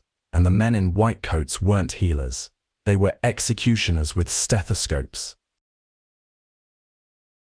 Neubauer Twins Study. In the early 1960s, inside a New York adoption agency, something unsettling was happening behind closed doors. Infants, newborn, healthy, and ready for adoption, were being quietly separated.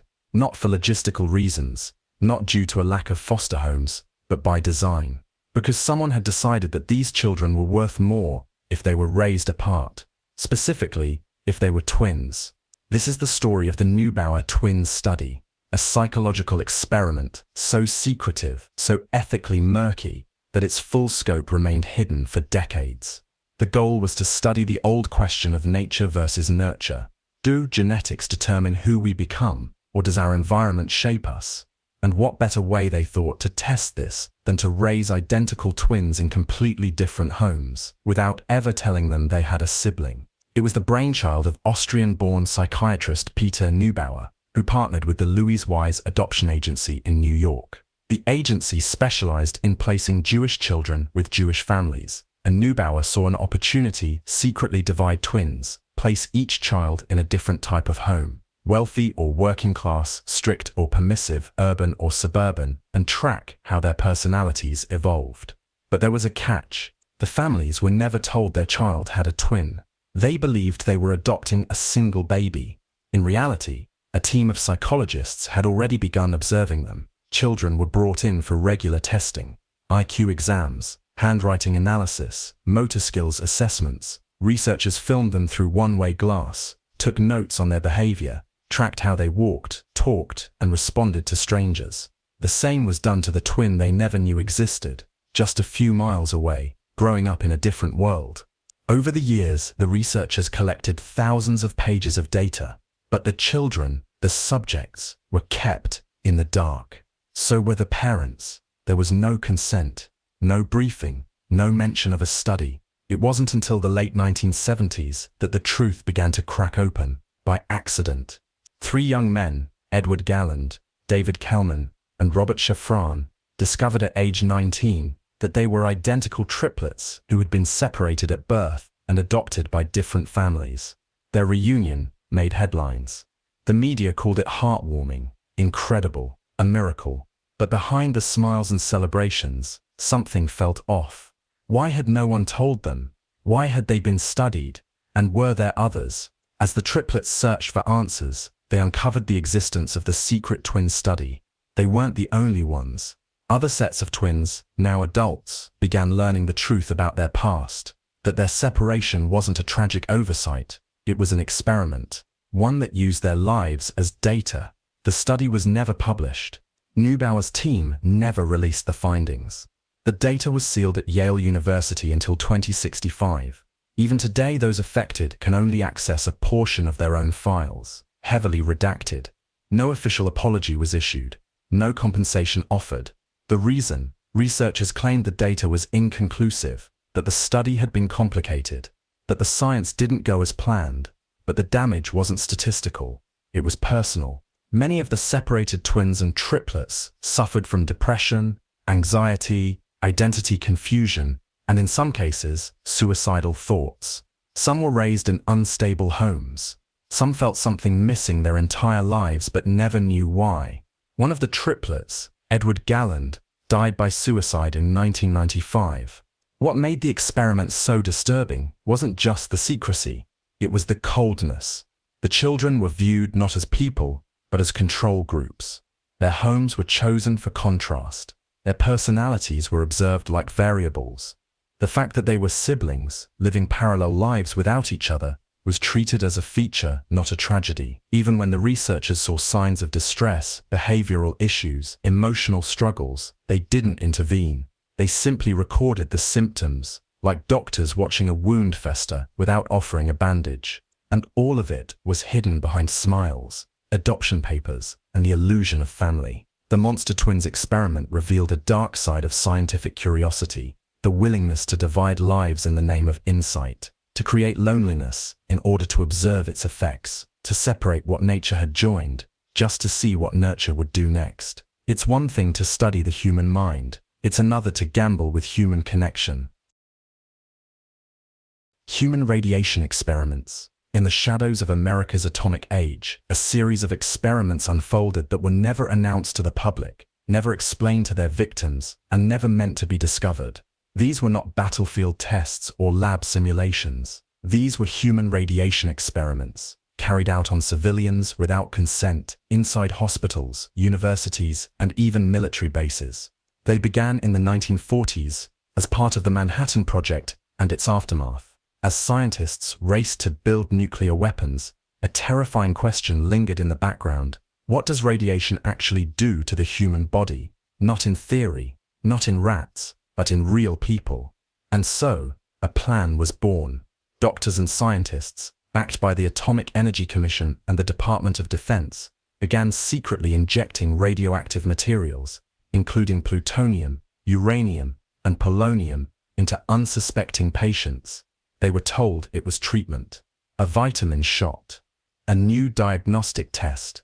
In reality, it was an experiment in internal contamination. The most infamous cases involved plutonium injections. Between 1945 and 1947, At least 18 patients were injected with micrograms of plutonium at hospitals in Chicago, Rochester, and San Francisco.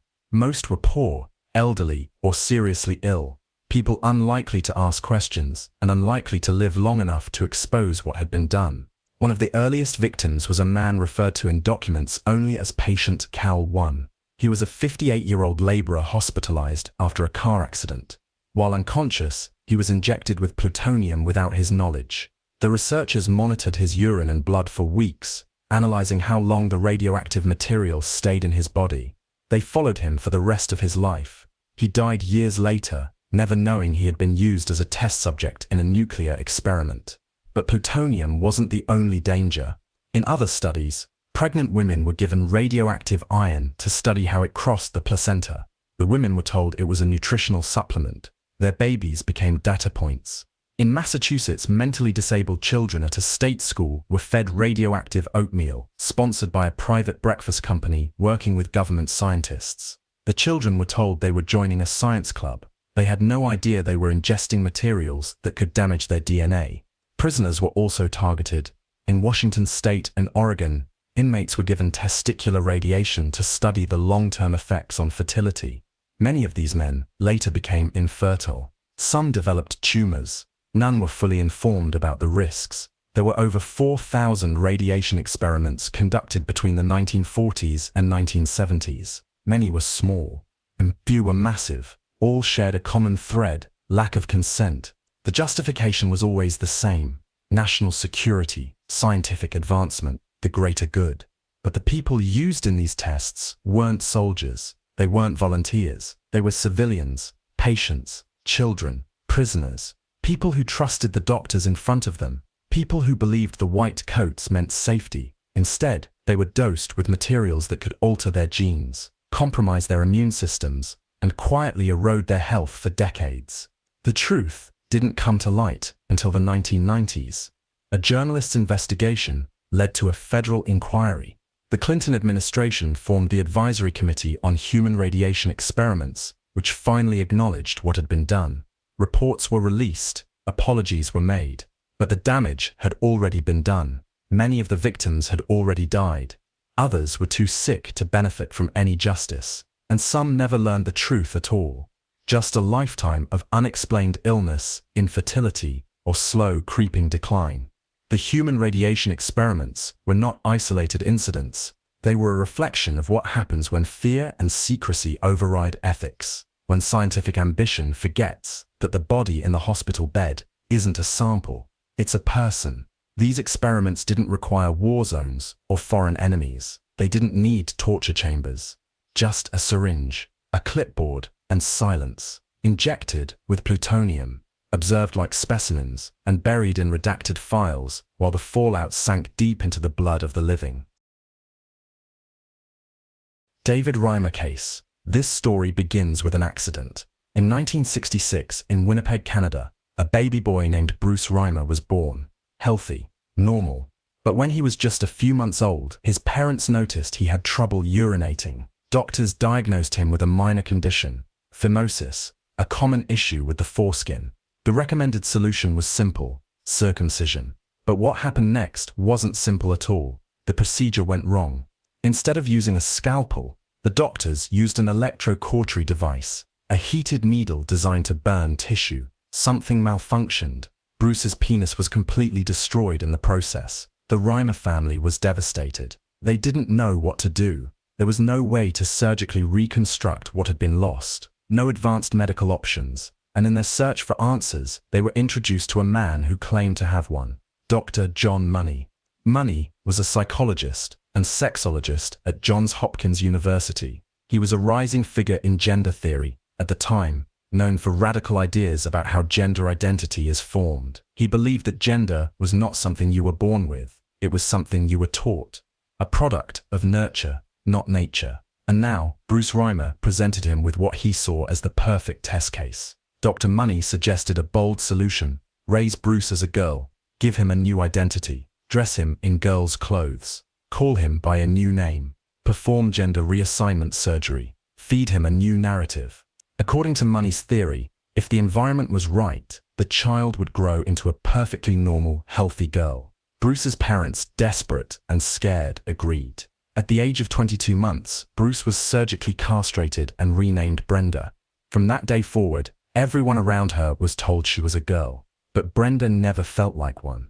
Even in early childhood, she pushed back against the gender role that had been assigned to her. She refused dresses. She insisted on playing with her brother's toys. She preferred the company of boys and was frequently aggressive, behavior her doctors dismissed as tomboyish. But the resistance only grew stronger. Dr. Money had arranged for annual visits with the twins, Bruce and his brother Brian, as part of an ongoing case study. He documented everything, always claiming success. He wrote papers stating that the experiment was working perfectly, that Brenda was developing into a healthy, normal girl. But behind the closed doors of his office, the truth was much darker. During these sessions, Dr. Money forced the children to rehearse gender roles. He asked invasive, sexually explicit questions. He made them simulate sexual behaviors. He claimed it was necessary to help them understand gender identity. In reality, it was psychological abuse, and it didn't work. By adolescence, Brenda was deeply depressed. She didn't fit in at school. She didn't feel comfortable in her body. She was confused, isolated, and increasingly suicidal. At age 14, she told her parents she would kill herself if she had to see Dr. Money again. That's when they finally told her the truth. She wasn't born a girl, she was Bruce, and everything she had been told since she could speak, her name, her identity, her body, was a lie. After learning the truth, Bruce made a decision. He rejected the identity that had been forced on him and began transitioning back to male. He took the name David Reimer, started hormone therapy, and underwent multiple surgeries to try to reconstruct what had been taken from him. But the damage had already been done, emotionally, psychologically, socially. David tried to build a new life. He married. He spoke out publicly about his story, hoping it could serve as a warning to others. In the late 1990s, journalist John Colapinto published a full account of the case, exposing Dr. Money's cover-up and the ethical horrors behind the so-called success story. But the trauma followed David. His twin brother Brian, who had also suffered under the experiment's shadow, developed schizophrenia and died of an overdose. 2 years later, in 2004, David Reimer took his own life. He was 38 years old. The David Reimer case is one of the most chilling examples of what can happen when theory becomes more important than truth. Dr. Money was never criminally charged. In academic circles, some still cite his early theories as foundational, but the reality of what he did is clear. He used a child to prove a point. He ignored pain in favor of publishing papers, and he refused to admit that his experiment had failed, even as the subject of that experiment broke down in front of him. This wasn't just bad science, it was ideology disguised as medicine. David Reimer's story shattered the myth that gender identity can be molded like clay. It showed that the mind resists manipulation, that biology is not so easily rewritten, and that the cost of ignoring a person's inner truth can be devastating. And what makes it worse is this: none of it had to happen. There was no need to experiment, no reason to turn a tragedy into a test. But because one man believed he could shape identity from the outside in, a child was forced to live a life that was never his. And when he tried to reclaim it, he found it was already too late. Gay aversion therapy. There was a time not long ago when being gay was considered a sickness, a disorder, a problem to be fixed, and the medical system had a solution. They called it aversion therapy. What it actually was torture. In the mid-20th century, especially from the 1940s to the 1970s, psychologists and doctors across the US, the UK, Canada, and other parts of the world ran systematic efforts to cure homosexuality, not with counseling, not with compassion, but with force and electricity. Gay men, many of them young, isolated and afraid, were subjected to procedures designed to create associations between same-sex attraction and pain, fear, disgust, or humiliation. The logic was simple. If a person felt enough suffering every time they experienced attraction, the brain would learn to reject that feeling. This was behavioral psychology turned weapon. One of the most common methods was electroshock aversion therapy. The process was clinical. The subject was strapped into a chair. Electrodes were placed on their arms, fingers, or sometimes directly on their genitals. They were shown a series of images, some of men, some of women. When a picture of a man appeared, someone the patient might find attractive, they were shocked, sometimes mildly, sometimes severely. The patient would flinch, gasp, sometimes cry out. Then the technician would switch the image, show a woman, no shock, then back to a man, another jolt. The cycle repeated, again and again, session after session. This was how the brain was supposed to learn, through pain. Some programs added chemical aversion therapy. Here, patients were given powerful drugs, like apomorphine, that induced violent nausea. While vomiting uncontrollably, they were forced to view images of same-sex affection. The goal was to make their natural attraction physically sickening. Some were told to hold their vomit in until the therapist gave permission to release. It was a form of psychological control, conditioning the body and mind to reject desire as something filthy. In other cases, patients were forced to masturbate to images of women while being shown pictures of men immediately afterward, interrupted, shamed, punished. The line between science and cruelty vanished quickly. What makes all of this worse is that many patients didn't volunteer. Some were sent by courts. Some were committed by families. Some were military personnel facing expulsion unless they agreed to treatment. Others were teenagers, brought in by parents who believed what the newspapers and medical journals said, that homosexuality was deviant, diseased, fixable. But no one got better. What they got was trauma, long-term psychological damage, loss of identity, depression, guilt, suicide. Many survivors of these programs describe deep emotional scars, relationships ruined, trust shattered, bodies trained to flinch at intimacy, minds conditioned to hate themselves. The programs were often backed by state funding, hospitals, prestigious universities, government agencies, even major religious institutions. And in many cases, therapists truly believed they were helping. They weren't.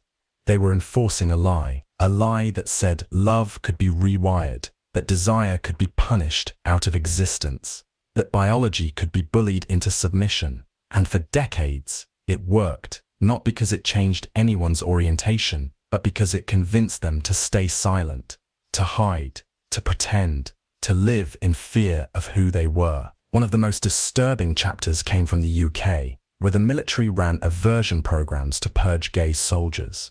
In one case, men were promised treatment to restore their masculinity. What they got was weeks of isolation, electric shocks, nausea drugs, and psychological warfare. Some left hospitals worse than when they arrived. Some never left at all. The story of gay aversion therapy isn't just about bad science. It's about how authority can be used to reshape reality, to convince someone that their identity is a sickness, and that the pain inflicted on them is actually their cure.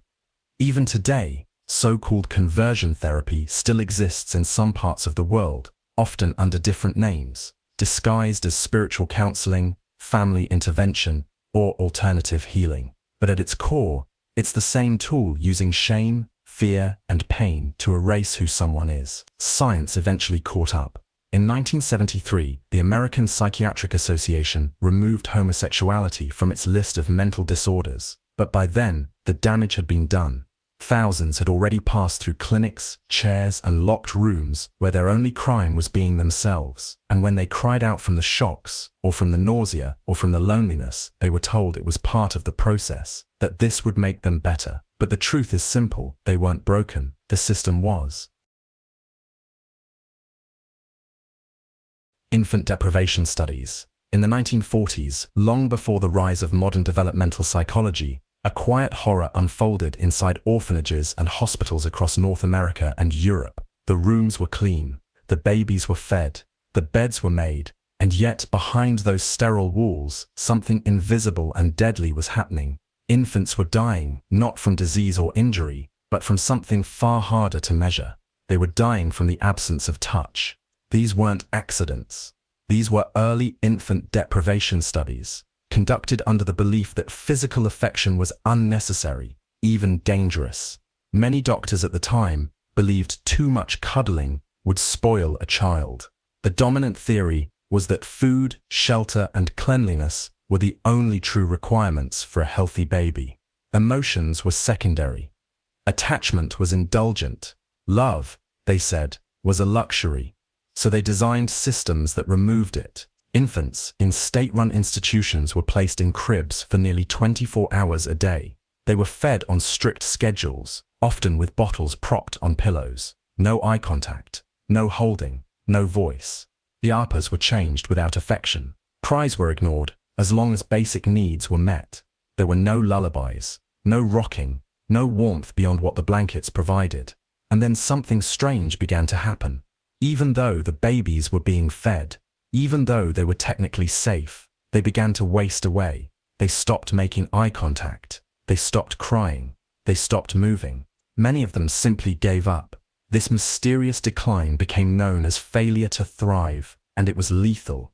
In some institutions, up to 30–40% of infants died within the first 2 years, not from infection, but from psychological neglect, so severe that it crippled their will to live.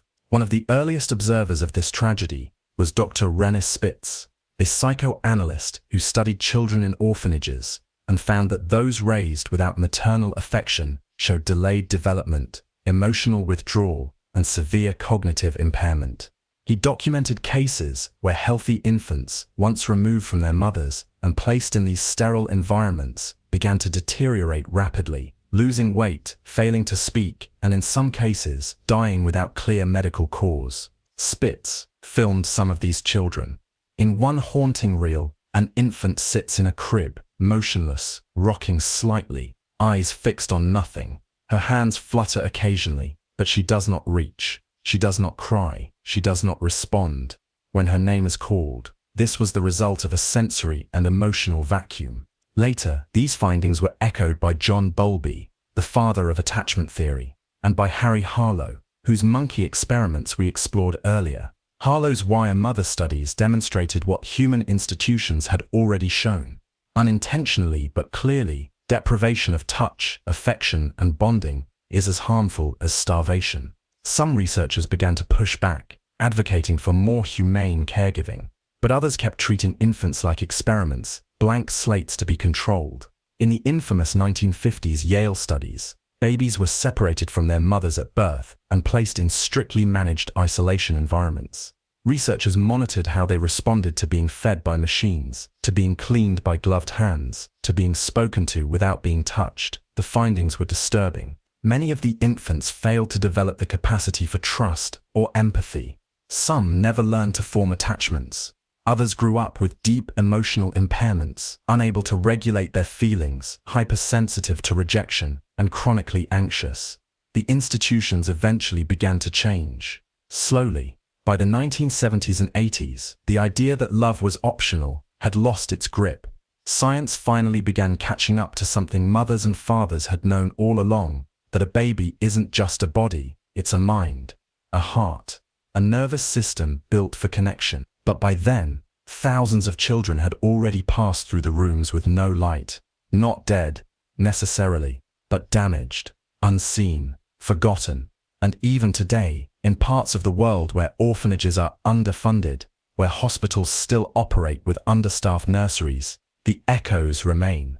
Babies lie in cribs without being held. Children cry until their voices fade, and developmental damage begins, not with violence, but with silence. The deprivation studies were never meant to kill, but they revealed a truth darker than most medical experiments ever dared to show. You don't have to hurt a child to break them. You just have to stop loving them. Deep brain stimulation, DBS experiments. At first glance, it seemed like a miracle. Electrodes, carefully placed deep inside the brain, connected to a device no larger than a matchbox, sending electrical pulses to silence tremors, calm seizures, and restore motor control. It was called deep brain stimulation, or DBS, a medical breakthrough. But as the procedure became more common in the treatment of Parkinson's disease, epilepsy, and chronic pain, researchers began exploring a different, far more volatile question. What else could we control? Could we alter emotion, mood, even personality, not through therapy or drugs, but with the flick of a switch? DBS works by implanting electrodes into precise regions of the brain, most commonly the subthalamic nucleus or globus pallidus, for movement disorders. A wire runs under the skin to a pulse generator, often placed near the collarbone. This device delivers constant or programmable stimulation, interrupting abnormal neural signals. Patients with Parkinson's, for example, often experience immediate relief from tremors the moment the device is activated. It's breathtaking, like rebooting a corrupted system. But in early trials and follow-ups, unintended effects began to surface. Some patients reported sudden emotional shifts. One man became giddy and euphoric, laughing uncontrollably during activation. Another fell into a depressive slump minutes after stimulation began. A few developed impulse control disorders, excessive gambling, hypersexuality, or risk-seeking behaviors they had never exhibited before. The implications were enormous. By targeting different regions, such as the nucleus accumbens or ventral capsule, DBS was shown to reduce symptoms of severe depression and obsessive-compulsive disorder, even in patients resistant to all other treatments. But the side effects could be unpredictable: personality blunting, emotional detachment, loss of identity. In one trial, a patient's family claimed the person who returned from surgery was not the same. Their interests had changed, their sense of humor, their relationship dynamics. As one spouse said, "He's not sick anymore, but he's not him either." This raised urgent ethical concerns. If we can suppress pain, lift mood, and dampen trauma with a machine, what happens to free will? Where is the line between healing and editing the self? Experiments with DBS soon expanded to more controversial frontiers. Researchers began testing stimulation for addiction, hoping to suppress cravings by targeting the brain's reward centers. Some trials looked at aggression control, inspired by older psychosurgical models, except now, the process was reversible. You didn't have to destroy brain tissue, you just had to dial in a frequency. But reversible doesn't mean harmless. There were cases where turning off the device triggered emotional crashes, panic, or suicidal thoughts. Other times, the hardware malfunctioned, leaving patients with unpredictable spikes in mood or motor function. One of the most haunting elements of DBS is its potential for remote control. Some systems allow adjustments through wireless devices. In clinical settings, this can be used to fine-tune outcomes. But imagine what it would mean in the wrong hands. A person's anger, fear, or passivity turned up or down at will. This is no longer theoretical. Research is ongoing in areas like neurosecurity, where concerns have been raised about protecting implants from outside tampering. The brain, once a sanctuary of privacy, now has ports. And even if the technology stays secure, who decides what setting is normal? The person, the doctor, the insurance company? Deep brain stimulation holds extraordinary potential for healing, for giving back lives once lost to disease. But it also raises profound philosophical questions about identity, control, and whether your mind still belongs to you when it's wired to a machine.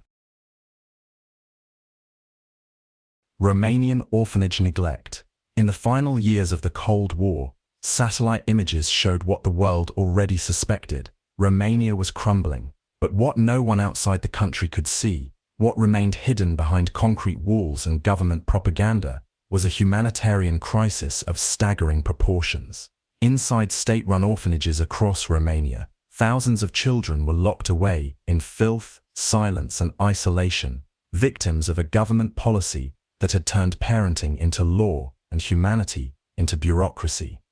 This was not an experiment in name, but it became one in practice. In 1966, Romanian dictator Nicolae Ceausescu issued Decree 770B, a law banning contraception and abortion for all women under 40 with fewer than 5 children. His goal was to build a mighty socialist population. Children were no longer seen as individuals. They were raw materials for the state. Birth rates soared. But with poverty on the rise and resources stretched thin, many parents abandoned their children not out of malice, but out of desperation. The government promised care, housing, education, Instead, it delivered warehouses of horror. By the late 1980s, an estimated 170,000 children were living in Romanian orphanages. Many were not orphans at all, just unwanted, unregistered, or unclaimed. And what they endured inside those institutions would haunt generations.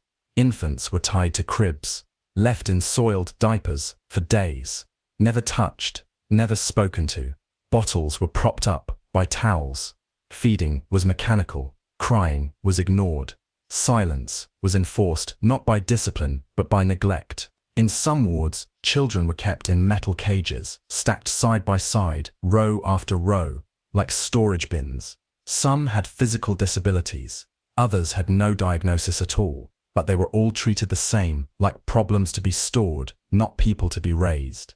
There were no toys, no books, no songs, just concrete walls, the stench of urine, and nurses so overwhelmed, they barely learned the children's names. The damage was catastrophic.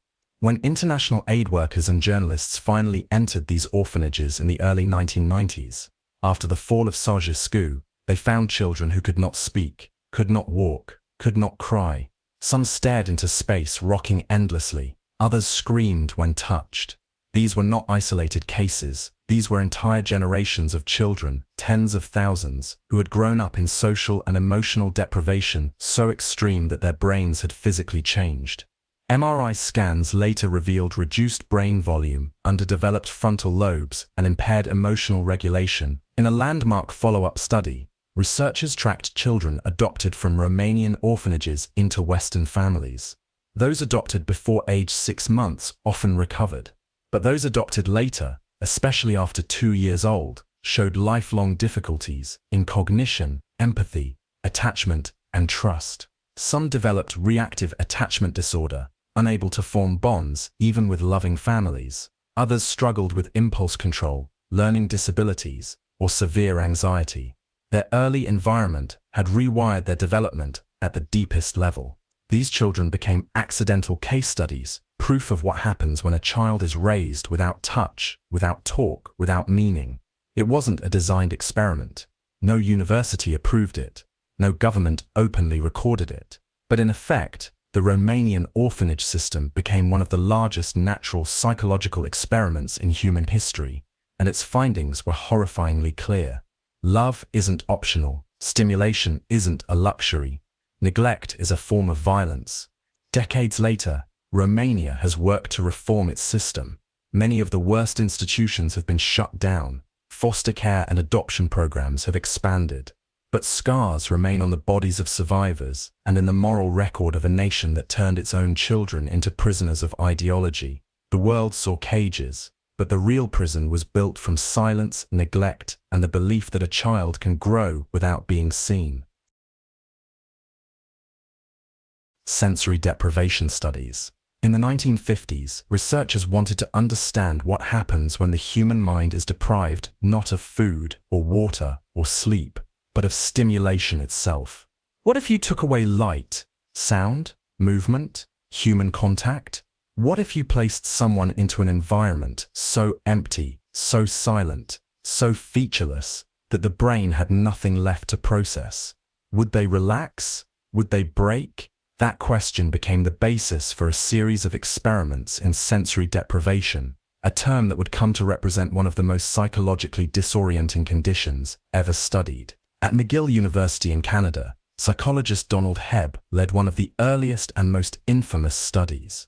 The setup was simple but precise. Volunteer subjects, usually healthy college students, were paid to lie in specially designed cubicles for hours at a time. Their arms and legs were fitted with soft foam to prevent movement. Their hands were covered with cardboard tubes. Their eyes were blocked with opaque goggles. White noise played constantly through headphones to drown out all external sound. There was no clock, no conversation, no books, no color, no sense of passing time. The effects began quickly.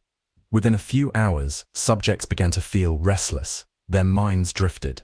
They reported difficulty focusing. Some imagined they heard sounds that weren't there. Voices, knocks, whispers. After one day, the hallucinations began.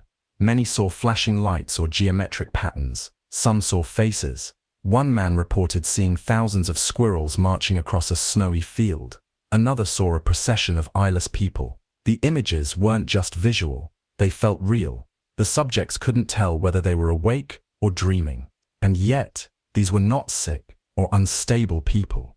They were students, volunteers, people who had simply been left alone for too long with nothing to anchor their senses. By the second or third day, most participants were begging to stop. They became emotionally unstable, angry, tearful, confused. Their thinking slowed. Some had trouble speaking in full sentences. Others developed an intense sensitivity to light and sound. Just re-entering a normal room overwhelmed them. The experiment was scheduled for several days, but almost no one made it past 72 hours. The brain simply couldn't handle the emptiness. The researchers concluded that sensory input was not optional. It was essential. The mind needs stimulation the way the body needs oxygen. But not everyone took that lesson as a warning. Decades later, sensory deprivation techniques, refined and stripped of scientific concern, would be used in military prisons and interrogation rooms. In CIA black sites, prisoners were placed in windowless rooms, hands and feet restrained, hoods over their heads, loud white noise or mechanical buzzing pumped into their ears. Sometimes for days, sometimes for weeks. The goal wasn't to gather information, it was to break the mind, and it worked. Victims became disoriented. Their sense of time and identity collapsed. Many began confessing to things they didn't do, agreeing to anything just to escape the void. What began as a curiosity in a university lab evolved into a weapon of psychological warfare. Even in modern therapeutic settings, so-called isolation tanks, also known as float tanks, are used for relaxation and introspection. But the line between therapy and trauma is thinner than it appears. For some, the silence is calming. For others, it opens a door the brain was never meant to walk through. Because sensory deprivation doesn't just remove noise, it removes context. It takes away the map your brain uses to understand the world, and when that map is gone, the mind doesn't go blank. It builds something else, a replacement reality, a world of hallucinations, echoes, fragments. And once the door to that world opens, there's no guarantee it can be closed again. The Monster Study. In 1939, at the height of World War II, an experiment was quietly conducted in the American Midwest, one that never made headlines, never made newsreels, and never should have happened. It didn't involve chemicals or electric shocks. There were no prisons, no batons, no physical restraints, only words. But the damage it left was just as deep, and it stayed buried in silence for decades.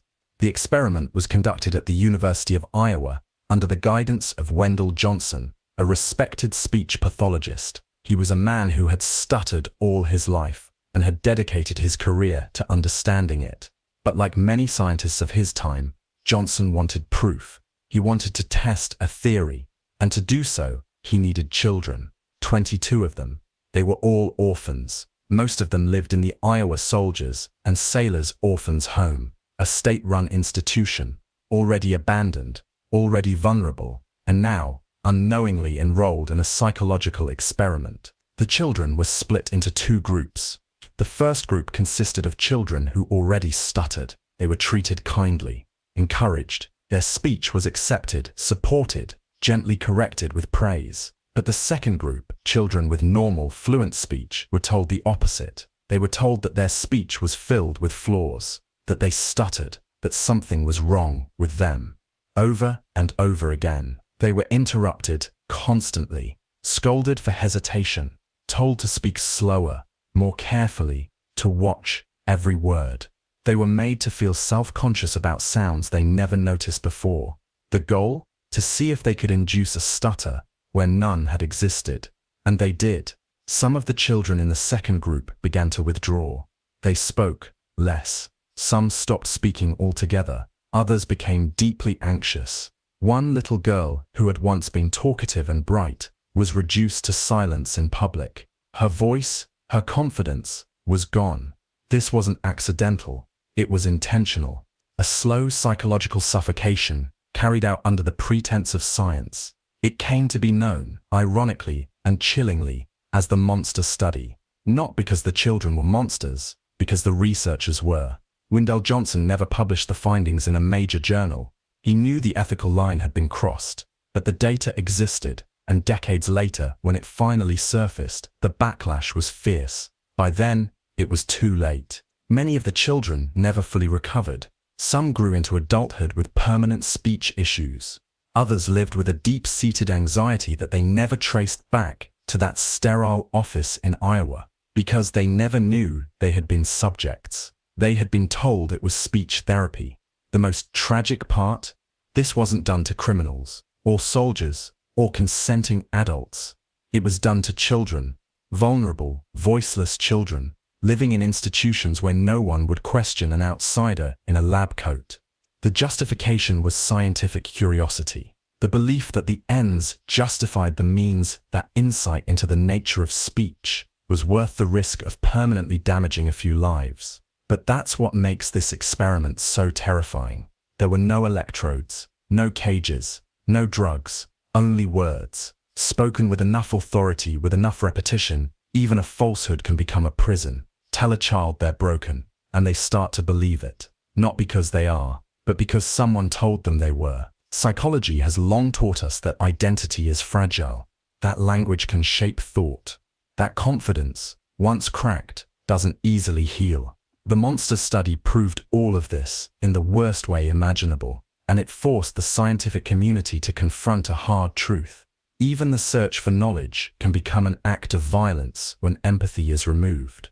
Wendell Johnson believed he was helping the world understand stuttering. He may have, but in doing so, he also reminded us of something far more important, that children are not data points, that minds are not playthings. That silence is not always a symptom, it is sometimes the scar, and that sometimes monsters wear ties, carry clipboards, and speak with soft, professional voices. Pain threshold experiments. In a quiet laboratory, far from any battlefield, a different kind of war was being waged, not with bullets or bombs, but with wires, switches, and the gradual unraveling of human tolerance. It was the 1950s, and psychologists were still trying to understand one of the most fundamental questions in human behavior: how much pain can a person endure before they break? To find out, they turned to electricity. Pain threshold experiments became a focal point in psychology and military research. The premise was deceptively simple. Apply increasing levels of electric shock to a subject and observe how they respond. But the real objective was far more complex. Scientists wanted to study fear, compliance, resistance, control. They wanted to see how pain could be used, not just to hurt, but to influence. Participants were often told they were part of a study on memory, learning, or reflexes. Electrodes were attached to their skin, usually on the arms or hands. In some cases, they were asked to press a button that would deliver a shock to another subject. In others, they were the ones being shocked. The voltage was slowly increased over time. The reactions were measured: twitching, flinching, verbal protests, pleas to stop. But the experiments didn't always stop when the subjects asked. In some trials, pain was applied not just as a stimulus, but as a form of psychological leverage. Subjects were asked questions, and if they answered incorrectly or too slowly, they were shocked. Over time, the fear of the next shock became worse than the shock itself. Anticipation replaced pain. Anxiety became the true weapon. There were tests conducted where subjects were restrained to prevent them from pulling away. In one experiment, individuals were told they could stop the procedure at any time. But each time they tried, the researcher in the white coat encouraged them, just one more round. You're doing fine. Many continued long past the point of visible distress, not because they wanted to, but because someone in authority told them it was necessary. What made these experiments especially disturbing was the clinical environment. There were no raised voices, no threats, just sterile instructions, calm voices, and the slow, methodical turning of dials. It didn't look like torture, but to the person in the chair, it felt like it. The experiments varied in design. In some, the pain was predictable: same voltage, same location. In others, it was randomized. Sometimes the shocks were mild, barely more than a static buzz. Other times, they caused full muscle contractions and left welts on the skin.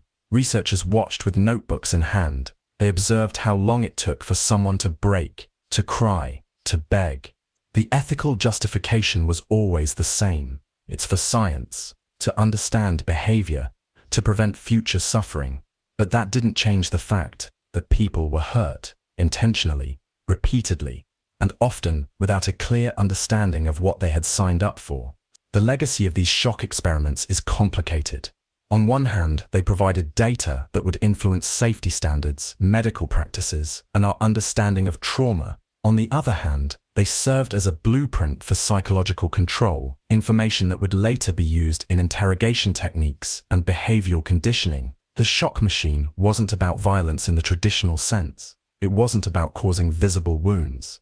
It was about using discomfort to erode autonomy, about turning pain into compliance, about discovering the precise moment when a human being stops resisting, not because they are forced, but because they believe they have no choice. It's easy to say you'd never let it happen to you, but history shows us again and again: put a person in a room, give someone else a lab coat and a clipboard, and you might be shocked at how far they'll go. Death expression studies. In the final moments of life, the face speaks its own language. A twist of the mouth, a widening of the eyes, a tremor. For centuries, poets and philosophers wrote about the mystery of dying, the soul departing, the light fading, the expression changing in a way words couldn't capture. But in the mid-20th century, a group of researchers wanted more than metaphor. They wanted data. They asked, what does death look like, second by second? What expressions do people make in the instant before they die? Is there a universal face of fear, or peace, or something else? And so began a quiet, unnerving corner of science known as the death expression studies. These weren't fictions. They were real research efforts, carried out in hospitals, emergency rooms, prison execution chambers, and war zones.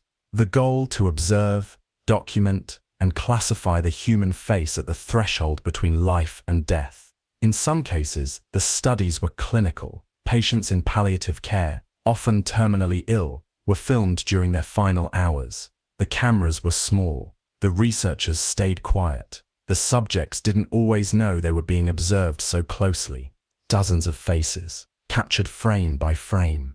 Tears, smiles, blank stares, sudden jolts. One researcher described it as watching the soul negotiate its departure.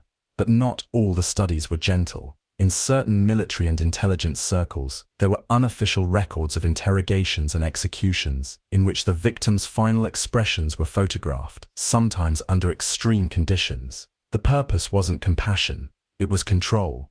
Could the moment of death reveal something hidden, a secret, a pattern? One classified program reportedly analyzed the facial expressions of spies before execution, searching for signals of guilt or resistance. They wanted to know if the truth surfaced in the last second. But the most ethically disturbing variation came from a series of post-mortem facial coding trials conducted in the 1970s and 80s. These involved the facial action coding system, FACS, a method developed to quantify every micro-expression the human face can make. Every muscle twitch, every brow movement, every twitch of the lip. Normally used in lie detection and emotion research, FACS was adapted to study death. Subjects, often terminal patients, or recently deceased individuals, were analyzed in high-resolution photography, sometimes video. Researchers broke down expressions into numerical patterns, trying to match certain emotions with precise facial movements. Some patterns emerged: a tightening of the orbital muscles around the eyes, downturned corners of the mouth, relaxation of the forehead. But what haunted many of the observers was not what they found, but what they didn't. Some faces showed no emotion at all, no peace, no fear, just blankness, as if something had been switched off, leaving behind an empty mask. And then there were the drowned subjects. In forensic studies, coroners and trauma researchers examined the faces of those who had died by drowning, not always to solve a crime, but to try to understand the psychophysiological process of death. through suffocation. Some expected panic, eyes wide, mouth open, muscles clenched. Instead, they found something stranger, stillness. A look not of terror, but of surrender. Lips parted, eyes unfocused. A final moment, not of struggle, but of silence. As if the body, knowing it had lost, chose to retreat rather than resist. This phenomenon became known in some circles as the silent expression, a term used by pathologists to describe the paradoxical calm found in the moments just before or after asphyxiation. No scream, no flinch, just quiet. Some researchers believed this reflected a biological reflex, the body's systems shutting down. Others wondered if it was psychological, a last-second dissociation, the brain withdrawing from pain. But none of them could say for sure. What began as a scientific pursuit, measuring death, categorizing its signs, eventually circled back to philosophy. Because even with cameras and coding charts, the face of death refused to be fully understood. One subject smiled as he passed. Another cried. A third said nothing and simply faded. And every face was a final message no one could completely translate. The death expression studies were eventually criticized, not for the data, but for the distance they created.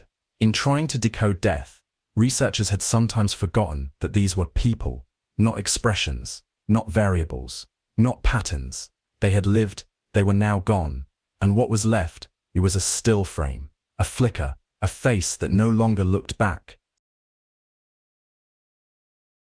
The broken toy experiment. In the 1950s, psychologists at the University of Iowa wanted to study guilt, specifically how it developed in young children and how deeply it could be manipulated.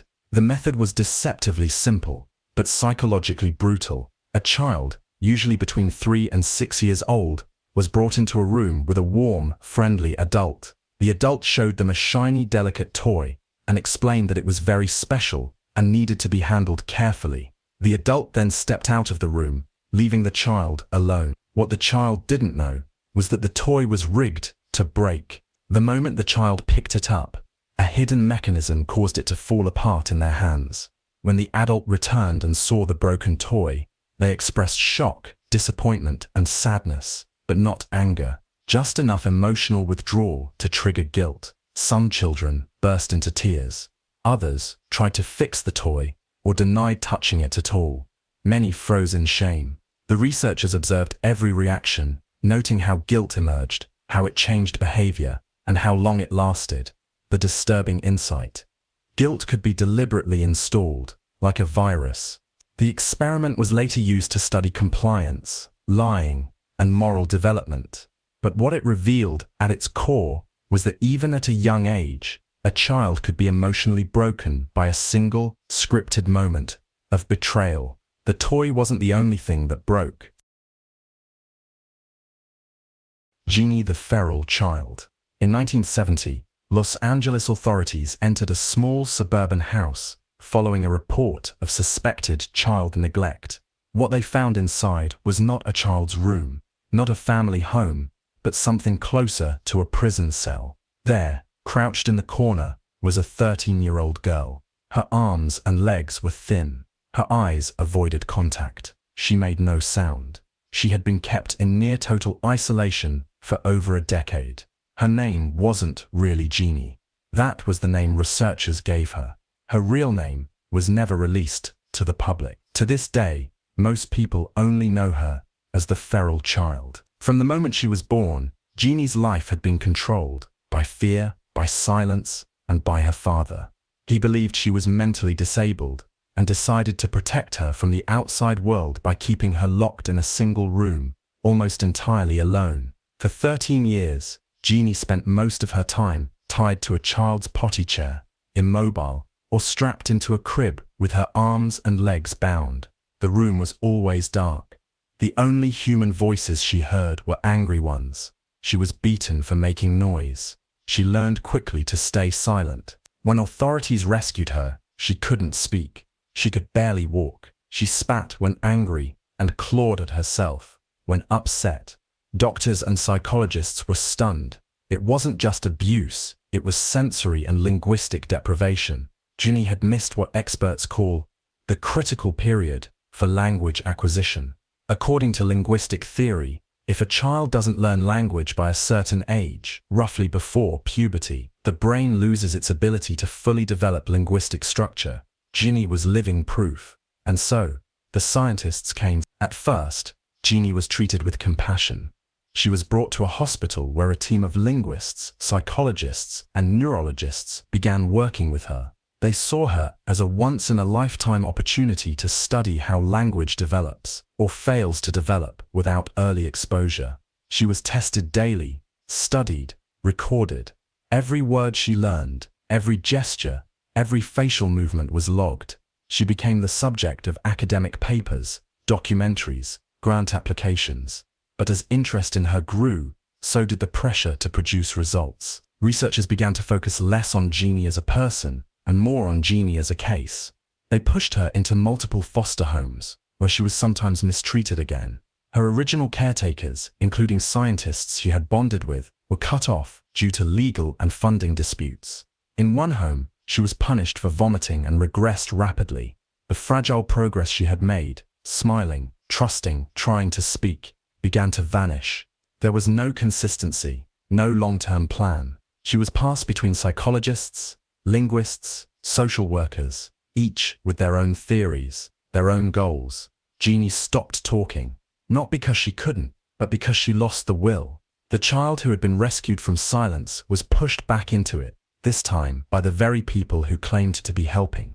The Ginny case became a symbol, not just of linguistic isolation, but of scientific exploitation. The studies failed to provide a clear answer to the critical period hypothesis, but they did prove something else, that when researchers become too focused on the data, they can forget the human being behind the chart. Ginny never fully recovered. As of the last public reports, she was living in a private care facility in California, her condition undisclosed. The little girl whose silence once captivated the academic world was left in silence once again.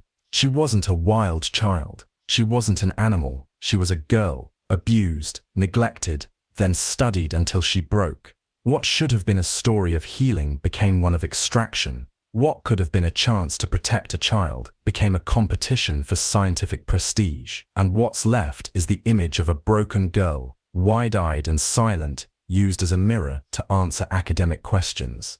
But no one asked the question that mattered most. What does she need?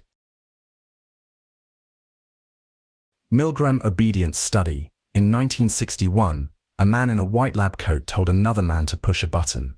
That man hesitated. He looked anxious, uncertain. But the lab coat spoke again, firm, calm, assured. The experiment requires that you continue. So the man pushed the button, and from behind the wall, someone screamed. This wasn't a scene from a dystopian novel. It was real. It was a study. And it became one of the most disturbing and revealing psychological experiments ever conducted. Stanley Milgram, a social psychologist at Yale University, wanted to understand a question that haunted the world in the aftermath of the Holocaust. How could ordinary people, neighbors, teachers, shopkeepers, participate in atrocities just because someone in authority told them to? Milgram's theory was chilling in its simplicity. Maybe it wasn't about cruelty. Maybe it was about obedience. To test it, he created a deceptive setup. Participants, ordinary volunteers, were told they were taking part in a study on learning and memory. They were introduced to another man, who they believed was a fellow participant, randomly assigned the role of learner. In reality, the learner was an actor. The real subject was always assigned the role of teacher. The teacher sat in front of a machine, an imposing panel of switches labeled with voltages from 15 all the way up to 450 volts. Each switch had a description: slight shock, moderate shock, strong shock, all the way to XXX, danger, severe shock. The experiment seemed simple. Read a series of word pairs to the learner. If he answered correctly, move on. If he got it wrong, deliver a shock, and increase the voltage each time. The learner was strapped to a chair in another room. The teacher could hear him through a speaker, but couldn't see him. At first, the learner made a few mistakes. The teacher pressed the switch. The light flashed. The learner grunted, but as the shocks increased, so did the intensity of the learner's reactions. He began to protest. He shouted that he had a heart condition. He begged to be released. At 270 volts, he screamed in agony. At 300, he pounded on the wall. At 315, he fell silent. No response at all. And still, the man in the lab coat, Milgram's assistant, calmly told the teacher, "Please continue. The experiment requires that you continue. It is absolutely essential that you continue." And many of them did. In the original study, 65% of participants went all the way to the maximum voltage, 450 volts, believing they had delivered a potentially lethal shock. They weren't sadists. They were teachers, salesmen, engineers, postal workers, everyday people. Many sweated, trembled, bit their lips, groaned. Some laughed nervously, some protested verbally, but most obeyed. Because they were told to, Milgram had found his answer. Under the pressure of authority, people will do things that violate their deepest moral beliefs, not because they want to, but because they feel they have no choice. The responsibility, they believe, is not theirs, it's the authorities'. Milgram called it the agentic state, a psychological condition in which people see themselves as mere instruments carrying out someone else's orders. They are no longer autonomous, no longer acting on conscience. They are obeying, and obedience, Milgram showed, is far more powerful than we like to admit. The implications were staggering. If you put a man in a white coat, in the right environment, people will hurt others, even kill, just to follow instructions. After the experiment, many participants were shaken. Some cried when they learned the learner hadn't really been shocked. Others expressed deep guilt, shame, and confusion. They had seen themselves in a light they couldn't unsee. Critics argued that Milgram's methods were unethical, manipulative, even cruel. He had pushed people to the brink of psychological trauma. But the horror wasn't in what he did. It was in what they did, and what they were willing to do. Milgram's findings have been replicated across countries, cultures, and decades. Variations of the experiment found that the more distant the victim, or the more authoritative the setting, the more likely people were to obey. When someone else pressed the switch, obedience rose even higher.